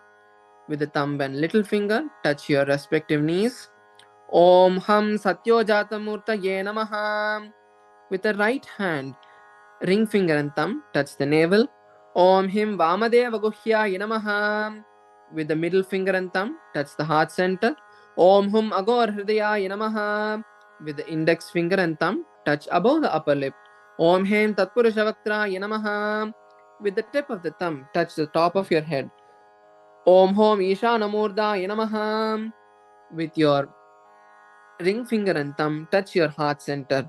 Om Ham Hom Vidyadehaya Namaha. With your index, middle and ring fingers touch your two eyes and the center of the eyebrow. Om Hom Netrebhyo Namaha. Now again with the index finger and with the ring finger and thumb touch your heart center.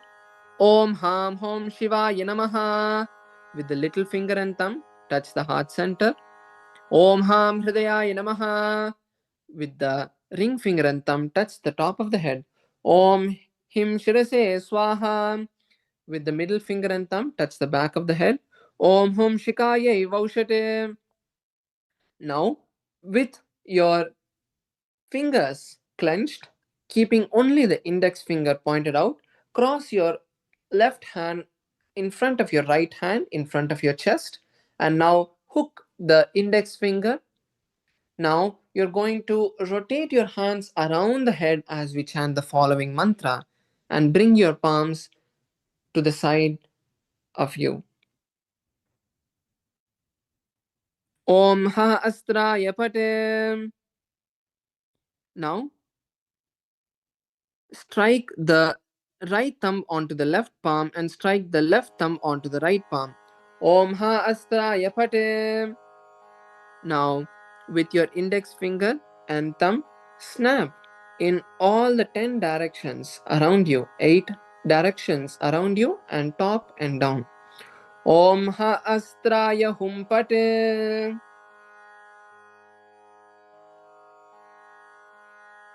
And now bring your palms to the top of your head and slide it all over the side of your body, and then bring your hands into a Namaskar Mudra. Om Ham Shivaya Vaushate. Next is the preparation of the Samanya Argya. Please place some akshata, flowers and sandalwood paste into the Panchapatram and cover the mouth of the Panchapatram with your right palm. Now we'll be chanting the pranava Om 7 times. Om, Om, Om, Om, Om, Om, Om. Now with your right hand index finger and thumb snap in the 10 directions around the Panchapatram. Om Ha Astraya Pate.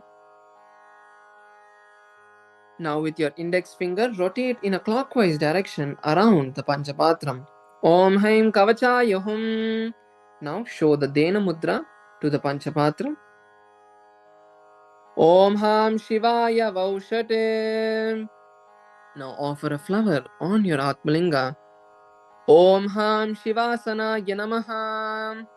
Next, please take some flowers in your hand. And now we are going to be chanting the Dhyana Shloka, meditating on the form of Paramashiva and Paramashiva Shakti in your inner space. Please take some flowers in your hands. Bring your hands into the Atmanjali Mudra. Close your eyes as we chant the following mantras.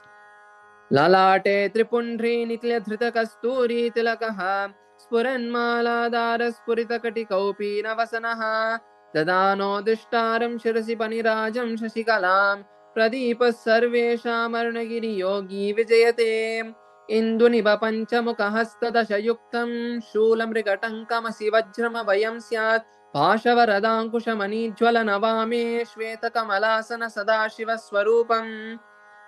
Offer the flowers onto Paramashiva. Om Ham Shivamurtaye Namaha. Now we'll be showing the Avahanadi Mudras.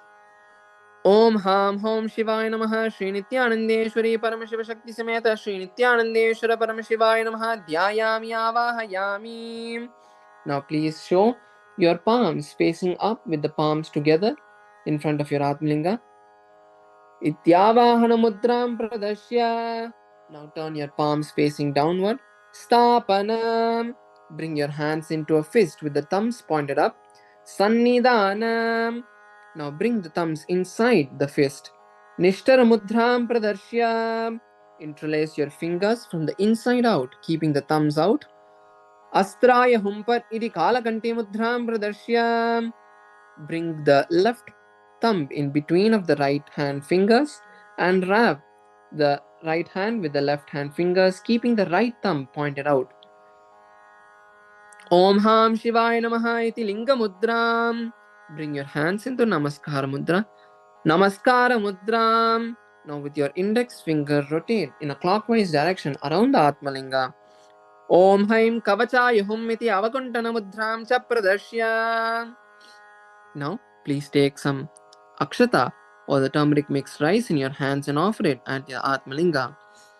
Om Ham Hom Shivaya Namaha. Shri Nithyanandeshwari Paramashiva Shakti Sameta Shri Nithyanandeshwara Paramashivaya Namaha.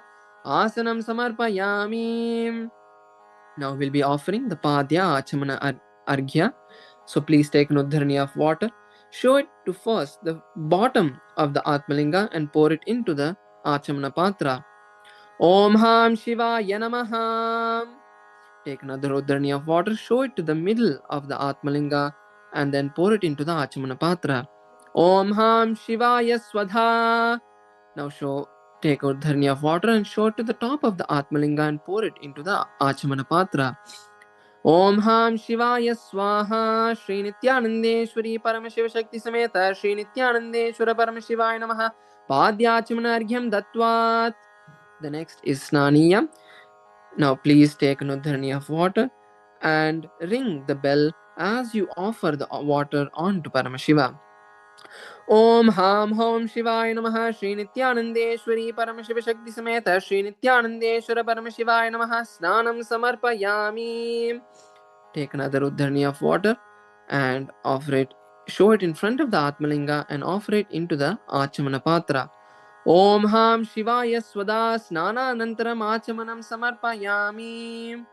Next is the offering of Vastra, the fresh clothes for Paramashiva. Now please take some turmeric mixed rice, hover it around the Vastra and offer it in front of the Atmalinga. Om Ham Hom Shivaya Namaha. Shri Nithyanandeshwari Paramashiva Shakti Sameta Shri Nithyanandeshwara Paramashivaya Namaha. Vastra Yajnopavita Uttariyabharanatam Akshatan Samarpayami. Next is the offering of sandalwood paste and the kumkum. First offer the sandalwood paste and then the kumkum on top of the sandalwood paste. Om Ham Hom Shivaya Namaha. Shri Nithyanandeshwari Paramashiva Shakti Sameta Shri Nithyanandeshwara Paramashivaya Namaha. Gandhandarayami. Gandhasyopari Haridra Kunkuma Churnam Samarpayami. Next is the offering of the Ashtapushpa Puja, offering the flowers to the various different forms of Paramashiva. So please take a few flowers in your hand and offer it at the end of each mantra when you hear the word Namaha chanted. Om Bhavaya Devaya Namaha. Bhavasya Devasya Patnyai Namaha. Om Sharvaya Devaya Namaha. Sharvasya Devasya Patnyai Namaha. Om Ishanaya Devaya Namaha. Ishanasya Devasya Patnyai Namaha. Om Pashupade Devaya Namaha. Pashupade Devasya Patnyai Namaha. Om Rudraya Devaya Namaha. Rudrasya Devasya Patnyai Namaha. Om Ugraya Devaya Namaha. Ugrasya Devasya Patnyai Namaha. Om Bhimaya Devaya Namaha. Bhimasya Devasya Patnyai Namaha. Om Mahate Devaya Namaha. Mahato Devasya Patnyai Namaha. Om Ham Hom Shivaya Namaha. Shri Nithyanandeshwari Paramashiva Shakti Sameta Shri Nithyanandeshwara Paramashivaya Namaha. Ashtapushpa Pujam Samarpayami. Now please take the Bilva Patram or a few flowers in your hand and offer it at Paramashiva's feet at the end of the mantra. Om Ham Hom Shivaya Namaha Shri Nithyanandeshwari Paramashiva Shakti Sameta Shri Nithyanandeshwara Paramashivaya Namaha Bilva Patram Samarpayami. The next is the offering of Dhupa. Please take a Uddharni of water and sprinkle it on the bell. Om Ha Astraya Namaha. Please take another Uddharni of water and sprinkle it on the Dhupa stand. Om Ha Astraya Pate. Offer a flower on the incense stick stand. Om Ham Hridayaya Namaha. Now please take the bell in your left hand and the Dhupa in your right hand and slowly wave it towards Paramashiva. Om Ham Hom Shivaya Namaha Shri Nithyanandeshwari Paramashiva Shakti Sameta Shri Nithyanandeshwara Paramashivaya Namaha Dhupamagrapayami. Now please take an Uddharni of water and show it to Paramashiva and offer it into the Achimana Patra. Om Ham Shivaya Swadha. Next is the offering of Deepa. Please take an Uddharni of water, sprinkle it on the Deepa. Om Hastraya Pate. Take a flower and offer it on the Deepa. Om Ham Hridayaya Namaha. Now please take the Deepa in your right hand and slowly wave it towards Paramashiva. Om Ham Hom Shivaya Namaha Shri Nithyanandeshwari Paramashiva Shakti Sameta Shri Nithyanandeshwara Paramashivaya Namaha Deepam Sandarshayami. Now please take an Uddharni of water, show it to Paramashiva and offer it into the Achmana Patra. Om Ham Shivaya Swadha. Next is the offering of Naivedyam, the food to Paramashiva. Please take an Uddharni of water and sprinkle it on the food offering. Om Hastraya Bhate. Offer a flower. Om Ham Hridayaya Namaha. Now please take an Uddharni of water, slowly hover it clockwise around the Naivedyam, around the food offering, and offer it to Paramashiva. Om Ham Hom Shivaya Namaha Shri Nithyanandeshwari Paramashiva Shakti Sameta Shri Nithyanandeshwara Paramashivaya Namaha Naivedyam Nivedayami. Now please take another Uddharni of water and show it to Paramashiva and offer it into the Achmana Patra. Om Ham Shivaya Swadha. The next is offering of Tambulam or the betel leaf. If you have the betel leaf, please take that in your hands and offer it to Paramashiva. Otherwise, you can take the akshata, the turmeric mixed rice, and offer it to Paramashiva. Om Ham Hom Shivaya Namaha Shri Nithyanandeshwari Paramashiva Shakti Sameta Shri Nithyanandeshwara Paramashivaya Namaha Tambulam Samarpayami. The next is the offering of Aratrikam, the lit lamp or the lit camphor. Please take a Uddharni of water and sprinkle it on the Arati. Om Hastraya Pate. Now please take a flower and offer it on the Arati. Om Ham Hridayaya Namaha. Please take the Arati in your right hand and slowly wave it towards Paramashiva. Om Somo va etasya rajyamadatte yo rajasan rajyo vaso me niyajate devasuva metani havigumsi bhavanti ya etavanto vai devanagum savaha तयेवास्मै सवान् प्रयच्छन्ति तयेनं पुनः सुवन्ते राज्याय देवसुराजा भवति कर्पूरगौरं करुणावतारं संसारसारं भुजगेन्द्रहारं सदा वसन्तं हृदयारविन्दे भवं भवानी सहितं नमामि भवं भवानी सहितं नमामि भवं भवानी सहितं Namami. Now please take some flowers and circle it around the Arati. Om Ham Hom Shivaya Namaha Shri Nithyanandeshwari Paramashiva Shakti Sameta Shri Nithyanandeshwara Paramashivaya Namaha Karpur Nirajanam Sandarshayami Rakshandharayami. Please take an Uddharni of water, show it to Paramashiva and offer it into the Achimana Patra. Om Ham Shivaya Swadha. Now please take some flowers in your hand and offer it at Paramashiva at the end of the mantra. Om Ham Hom Shivaya Namaha Shri Nithyanandeshwari Paramashiva Shakti Sameta Shri Nithyanandeshwara Paramashivaya Namaha Pushpanjalim Samarpayami. The next is the Gayatri Mantra Japa and the Shivamoola Mantra Japa. First we'll begin with holding the Yajnopavita with your right hand, cover it and chant the Gayatri Mantra 11 times internally.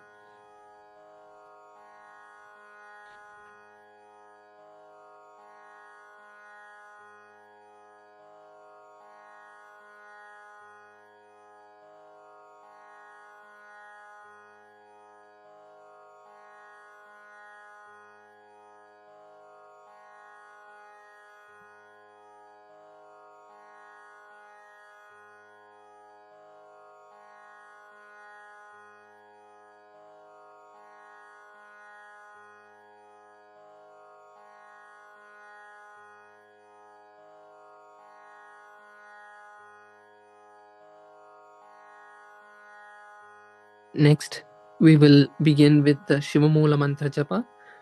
Bring your hands into Namaskar Mudra and chant the Shivamoola Mantra 11 times internally.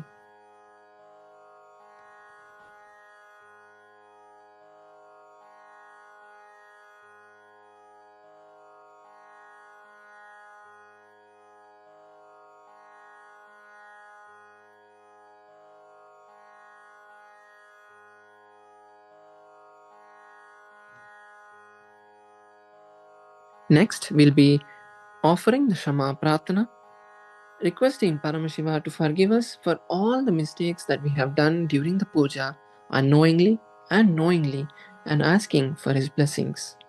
Please take some akshata and flowers in your hand. If you have the Dhruva grass, please have that in your hand as well. And then bend the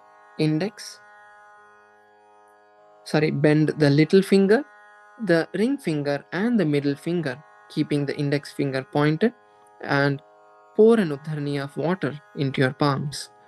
Om Ham Hridayaya Namaha, Om Haim Kavachaya Hum, Om Ham Shivaya Vaushate.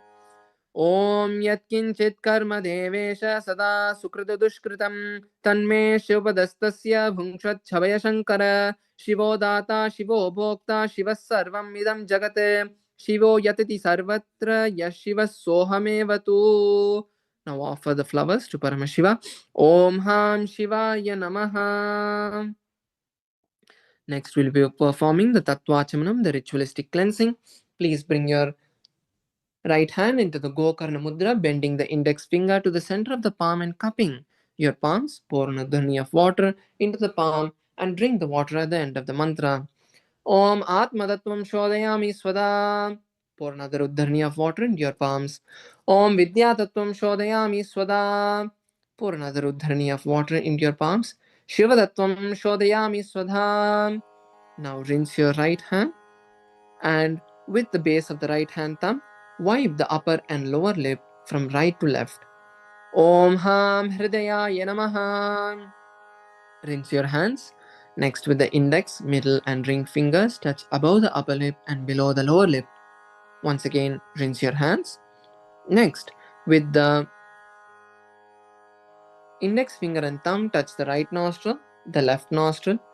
Then, with the ring finger and thumb, touch the right eye, right ear, left ear. Once again, rinse your hands. Now, with the little finger and thumb, touch the navel, the right chest and the left chest, and with all the fingertips, touch above the head, the right shoulder, the left shoulder, and the heart center. Once again, rinse your hands. Now, we'll be offering our final gratitude to Paramashiva by chanting the Purna Mantra. So let's bring our hands into the Namaskar Mudra. Take a deep breath and let's chant the Purna Mantra.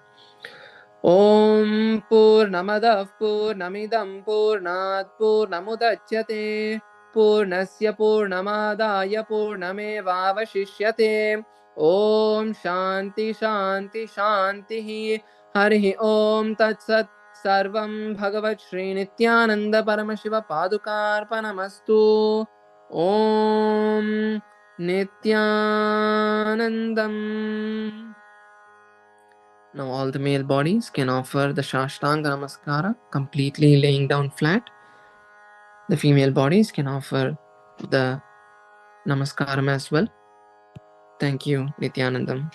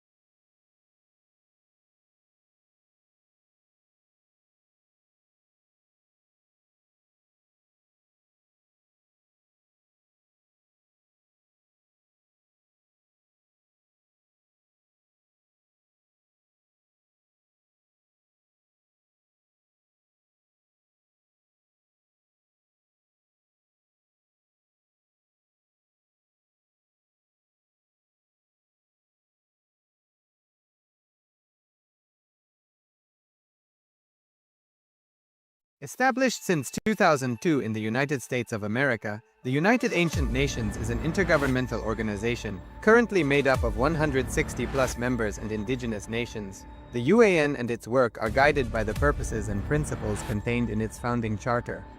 The UAN is a manifestation of the profound connection amongst indigenous peoples across the world, including African, Andean, American, European, Caribbean, Oceanic, and Asian regions, rooted in shared wisdom, sustainable practices, and deep reverence for the earth.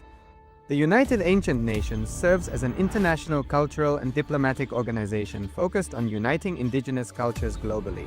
Our governance structure is council-based without territorial claims, led by a collective leadership through our General Secretariat.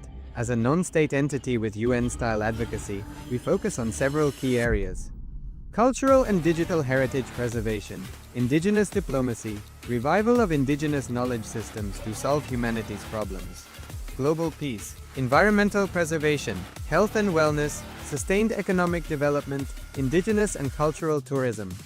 While the UAN represents numerous indigenous cultures, the United States of KAILASA serves as the first indigenous nation specifically for Hindus. KAILASA's mission is focused on the revival of the ancient enlightened Sanatana Hindu civilization, with a formal governance structure including a head of state, ministers, and ambassadors.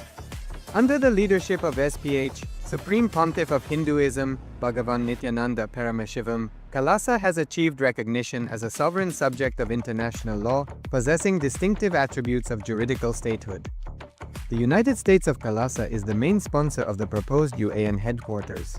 This initiative would bring forth an estimated $100 million in revenue for the host country through summits, conferences, tourism, and development projects. The proposed UAN headquarters would represent the world's indigenous nations and peoples through its architectural design.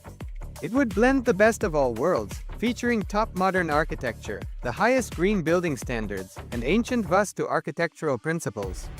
This headquarters would serve as a central hub for indigenous diplomacy, cultural preservation, and collaborative efforts towards sustainable development and global peace. Through this initiative, we aim to create a dignified platform for indigenous leadership rooted in ancestral wisdom, cultural legitimacy, and collaborative innovation, enhancing global dialogue and regional stability. The establishment of the UAN headquarters would position a host country at the forefront of a global movement promoting indigenous wisdom while creating significant economic opportunities for the nation and its people.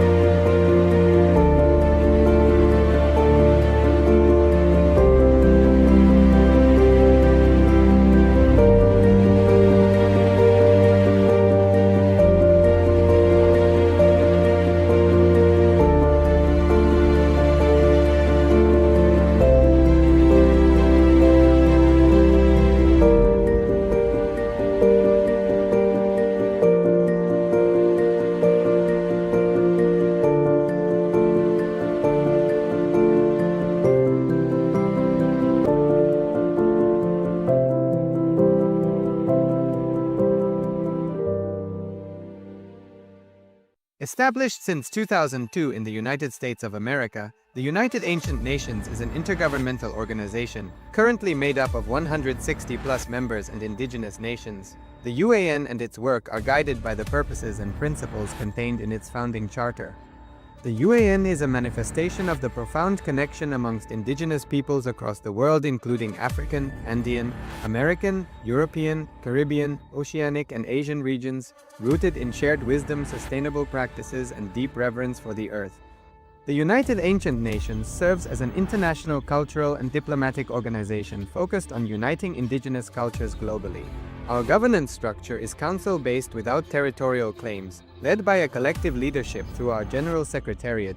As a non-state entity with UN-style advocacy, we focus on several key areas: cultural and digital heritage preservation, indigenous diplomacy, revival of indigenous knowledge systems to solve humanity's problems, global peace, environmental preservation, health and wellness, sustained economic development, indigenous and cultural tourism. While the UAN represents numerous indigenous cultures, the United States of KAILASA serves as the first indigenous nation specifically for Hindus. KAILASA's mission is focused on the revival of the ancient enlightened Sanatana Hindu civilization, with a formal governance structure including a head of state, ministers, and ambassadors. Under the leadership of SPH, Supreme Pontiff of Hinduism, Bhagavan Nithyananda Paramashivoham, KAILASA has achieved recognition as a sovereign subject of international law, possessing distinctive attributes of juridical statehood. The United States of KAILASA is the main sponsor of the proposed UAN headquarters. This initiative would bring forth an estimated $100 million in revenue for the host country through summits, conferences, tourism, and development projects. The proposed UAN headquarters would represent the world's indigenous nations and peoples through its architectural design. It would blend the best of all worlds, featuring top modern architecture, the highest green building standards, and ancient Vastu architectural principles. This headquarters would serve as a central hub for indigenous diplomacy, cultural preservation, and collaborative efforts towards sustainable development and global peace. Through this initiative, we aim to create a dignified platform for indigenous leadership rooted in ancestral wisdom, cultural legitimacy, and collaborative innovation, enhancing global dialogue and regional stability. The establishment of the UAN headquarters would position a host country at the forefront of a global movement promoting indigenous wisdom while creating significant economic opportunities for the nation and its people.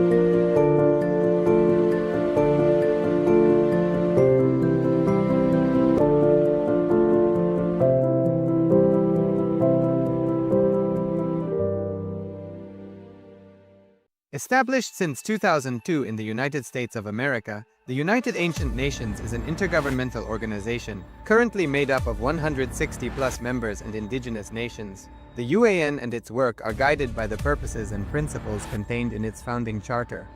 The UAN is a manifestation of the profound connection amongst indigenous peoples across the world, including African, Andean, American, European, Caribbean, Oceanic, and Asian regions, rooted in shared wisdom, sustainable practices, and deep reverence for the earth.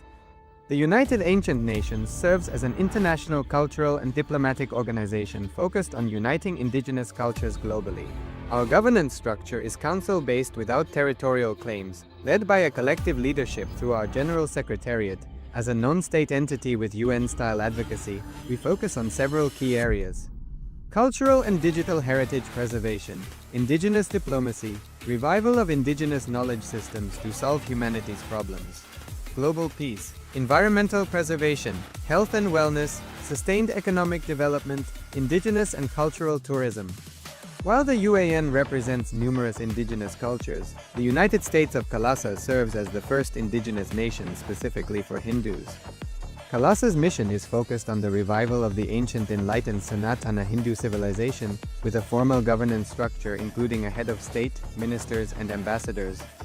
Under the leadership of SPH, Supreme Pontiff of Hinduism, Bhagavan Nithyananda Paramashivoham, KAILASA has achieved recognition as a sovereign subject of international law, possessing distinctive attributes of juridical statehood. The United States of KAILASA is the main sponsor of the proposed UAN headquarters. This initiative would bring forth an estimated $100 million in revenue for the host country through summits, conferences, tourism, and development projects. The proposed UAN headquarters would represent the world's indigenous nations and peoples through its architectural design. It would blend the best of all worlds, featuring top modern architecture, the highest green building standards, and ancient Vastu architectural principles. This headquarters would serve as a central hub for indigenous diplomacy, cultural preservation, and collaborative efforts towards sustainable development and global peace. Through this initiative, we aim to create a dignified platform for indigenous leadership rooted in ancestral wisdom, cultural legitimacy, and collaborative innovation, enhancing global dialogue and regional stability. The establishment of the UAN headquarters would position a host country at the forefront of a global movement promoting indigenous wisdom while creating significant economic opportunities for the nation and its people.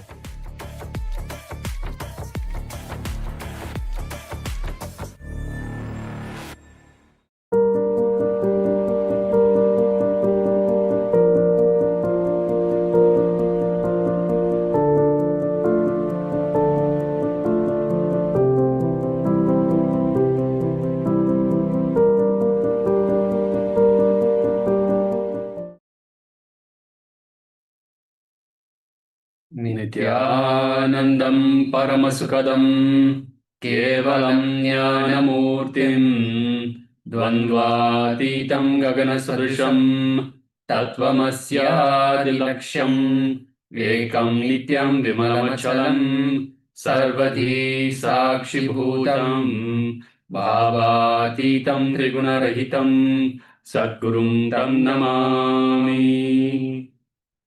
Nithyananda, everyone. Nithyanandam, and welcome to another exciting day of Paramashivoham. We welcome all the participants who have joined us here in Zoom and also who have joined us through YouTube.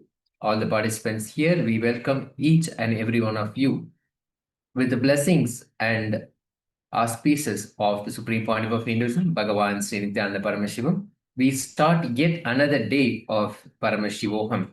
We just finished the Nithyananda Yoga, the Guru Puja and Paramashiva Puja, where we experienced the space of oneness with Paramashiva.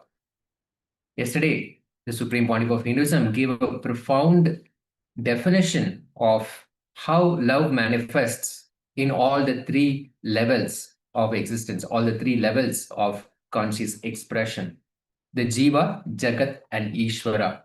The Jiva as in ourself.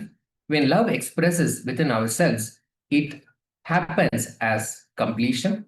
When the love expresses towards the world, the Jagat, it manifests as success.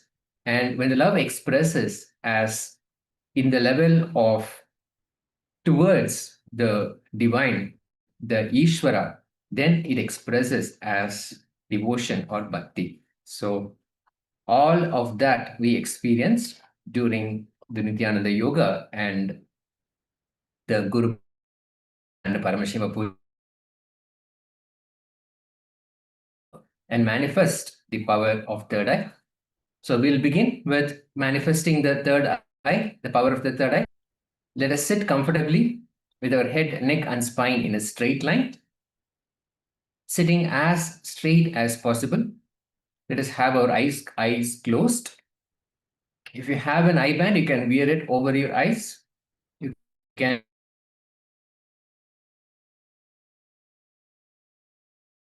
passing through. We request all the participants joining us on two-way video conferencing to have your video on so we can see you, we can guide you. The acharyas will continue to support you. Let us sit in that beautiful space of oneness with Paramashiva as we listen to the Shastra Pramana, the scriptural reference for the manifestation of the powers of the third eye.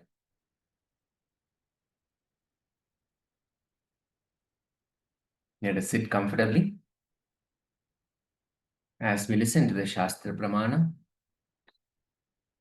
Kapalantarmanonyasya tishtanmilitalochanaha kramena manasodhardyat lakshayet lakshyamuttamam. The translation of this verse says, by fixing the mind on the inner space within the crown center and sitting stably without any movement, having the eyes closed, in succession, by that stability of the mind and inner space, one directly sees the ultimate goal by having the vision beyond the sight that reveals any object or place, attaining the space of oneness with the source, Paramashiva. Now, we have already experienced the oneness, the space of oneness with the source, Paramashiva, continuing to be in that space of oneness. Let us all make sure we have our eye bands on, or the piece of cloth around our eyes. Let's have it on. Let us sit with remembering the form of the Supreme Pontiff of Hinduism. As we offered the puja, how we offered the puja to the form of Swamiji. Remember his form, invoking his presence in our inner space.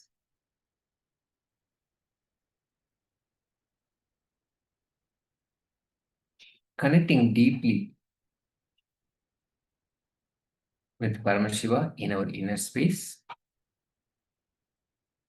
Let us chant the Mahavakya intensely, again and again, bringing us back to that space of oneness. Om Nithyananda Paramashivoham. Om Nithyananda Paramashivoham. Om Nithyananda Paramashivoham. Continue to chant intensely. Let Paramashiva manifest through all of us and manifest the power of the third eye and reveal the image to all of us. The image is being projected now. Let us start.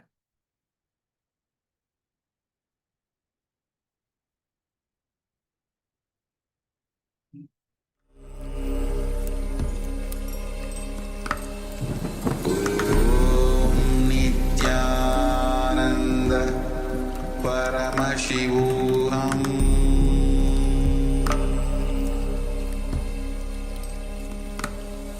Om Nithyananda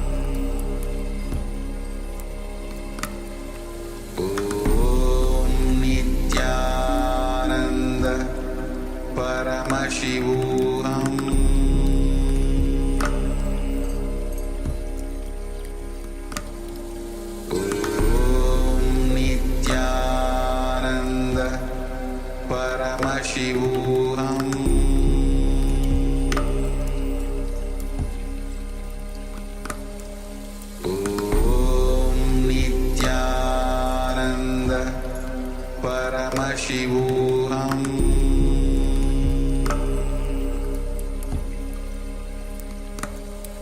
Om Nithyananda Paramashivoham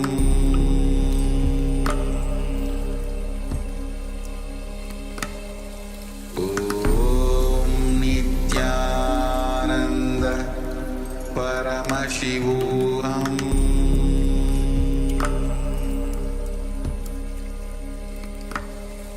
Om Nithyananda Paramashivoham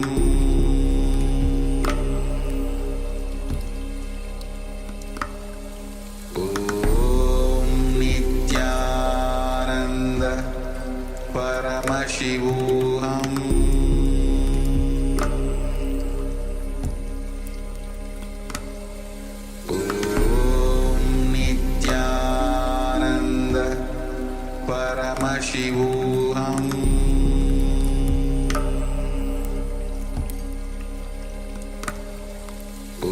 Om Nithyananda Paramashivoham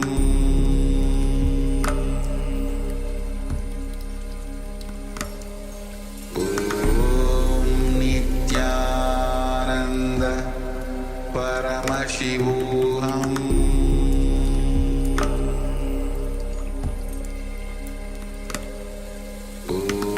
Om Nithyananda Paramashivoham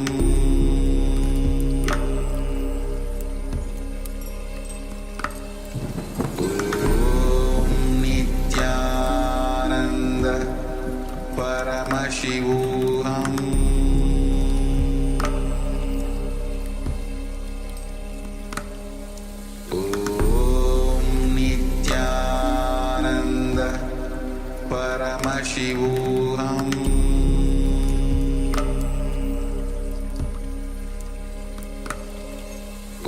Om Nithyananda Paramashivoham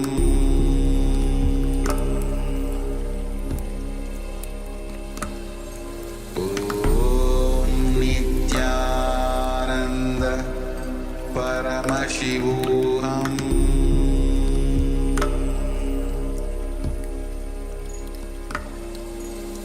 Om Nithyananda Paramashivoham. Yes, you can relax now. Slowly, very slowly. You can remove your eye band and gently let the light come back into your eyes.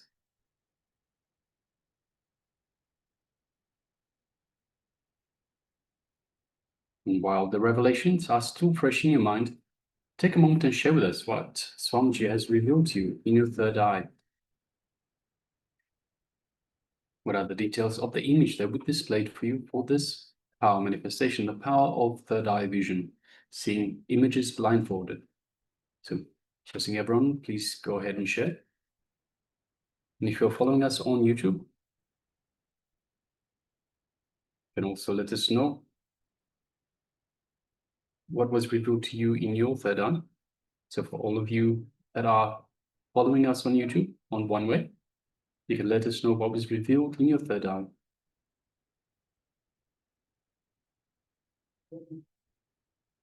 Yes, do not discount anything. Whatever Paramashiva revealed during this time is a manifestation of this power. So do not bother whether it is right or it could be wrong, or whether it was really Paramashiva manifesting. Yes, it was. It was Paramashiva manifesting through you. When you sit in that space of oneness and you have the intention of manifesting, Paramashiva simply manifests through us. So do not bother with anything else. Just simply write down all the details while they're still fresh. We had Vishwanathanaya, Mahanasthiraigunya, Shirmain Muse, Ma Goraswaripini, Ma Susan, Yogini Maraj, Ma Kaili Wang, and one more participant whose name we are not able to read.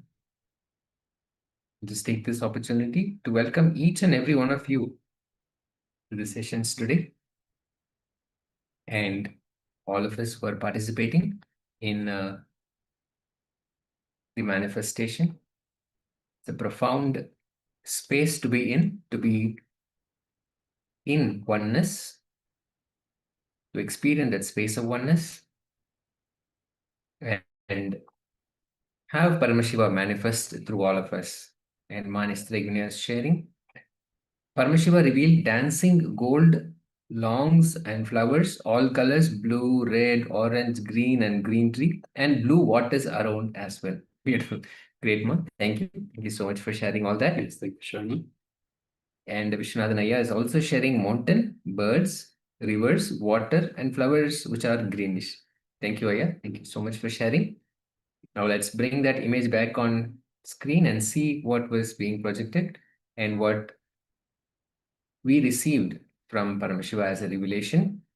So there we are. It's a beautiful countryside. Looks like a tropical place with what look like a coconut trees, and it's a coconut farm, and then there are other farms as well. There are small huts with a brown roof on top, and there is a small walkway also. And on the other side of the walkway, we see more small plants, maybe paddy fields. So it's a beautiful green picture. And as we saw, multiple greens were showing up in our revelations. Vishwanathan Iyer had said birds, rivers, water, and flowers are greenish. And that's the green that Paramashiva has revealed to you. And definitely mountain, birds, and rivers cannot be far from this place, what we are seeing here, as Paramashiva has revealed to you, more than what we see in this picture. And Manistri Gunya had shared Paramashiva dancing gold and flowers, all colors were there. And definitely this is a very green place, very fertile place. And we can expect a lot of these flowers to be there also. And blue waters, definitely there's bound to be water, especially with what look like paddy fields, which need a lot of water as well. So fantastic. And again, remember that Paramashiva reveals more than what is here, what is seen in the two-dimensional image, what can be seen by the normal two eyes. He reveals through the third eye. So there definitely will be more details we may not see in the picture, but Paramashiva will be revealing those to us. So fantastic. Thank you all so much for participating. Now, with that, we'll enter into the second round of manifestation. So let us once again, bring us back into that space of oneness. Sit with the remembrance of Paramashiva. When we remember, we invoke his presence in our inner space. Let us have our eye bands on. And this is a beautiful, fun exercise for all of us. Just to sit in that space and again and again and again sit and manifest Paramashiva through us. And tirelessly, he manifests through us. Again and again, how many ever times we request, how many times we have the intention for him to manifest through us, he simply manifests. So let us sit again and again in that space, experience, enjoy his manifesting through us. Let us chant the Mahavakya intensely. Om Nithyananda Paramashivoham. Om Nithyananda Paramashivoham. Om Nithyananda Paramashivoham. Continue to chant intensely again and again, remembering our original space. I am Nithyananda. I am Nithyananda Paramashiva. Bringing yourself into that space of oneness. May Paramashiva manifest through all of us and reveal the image to us. The image is being projected now. Let us start. Paramashivoham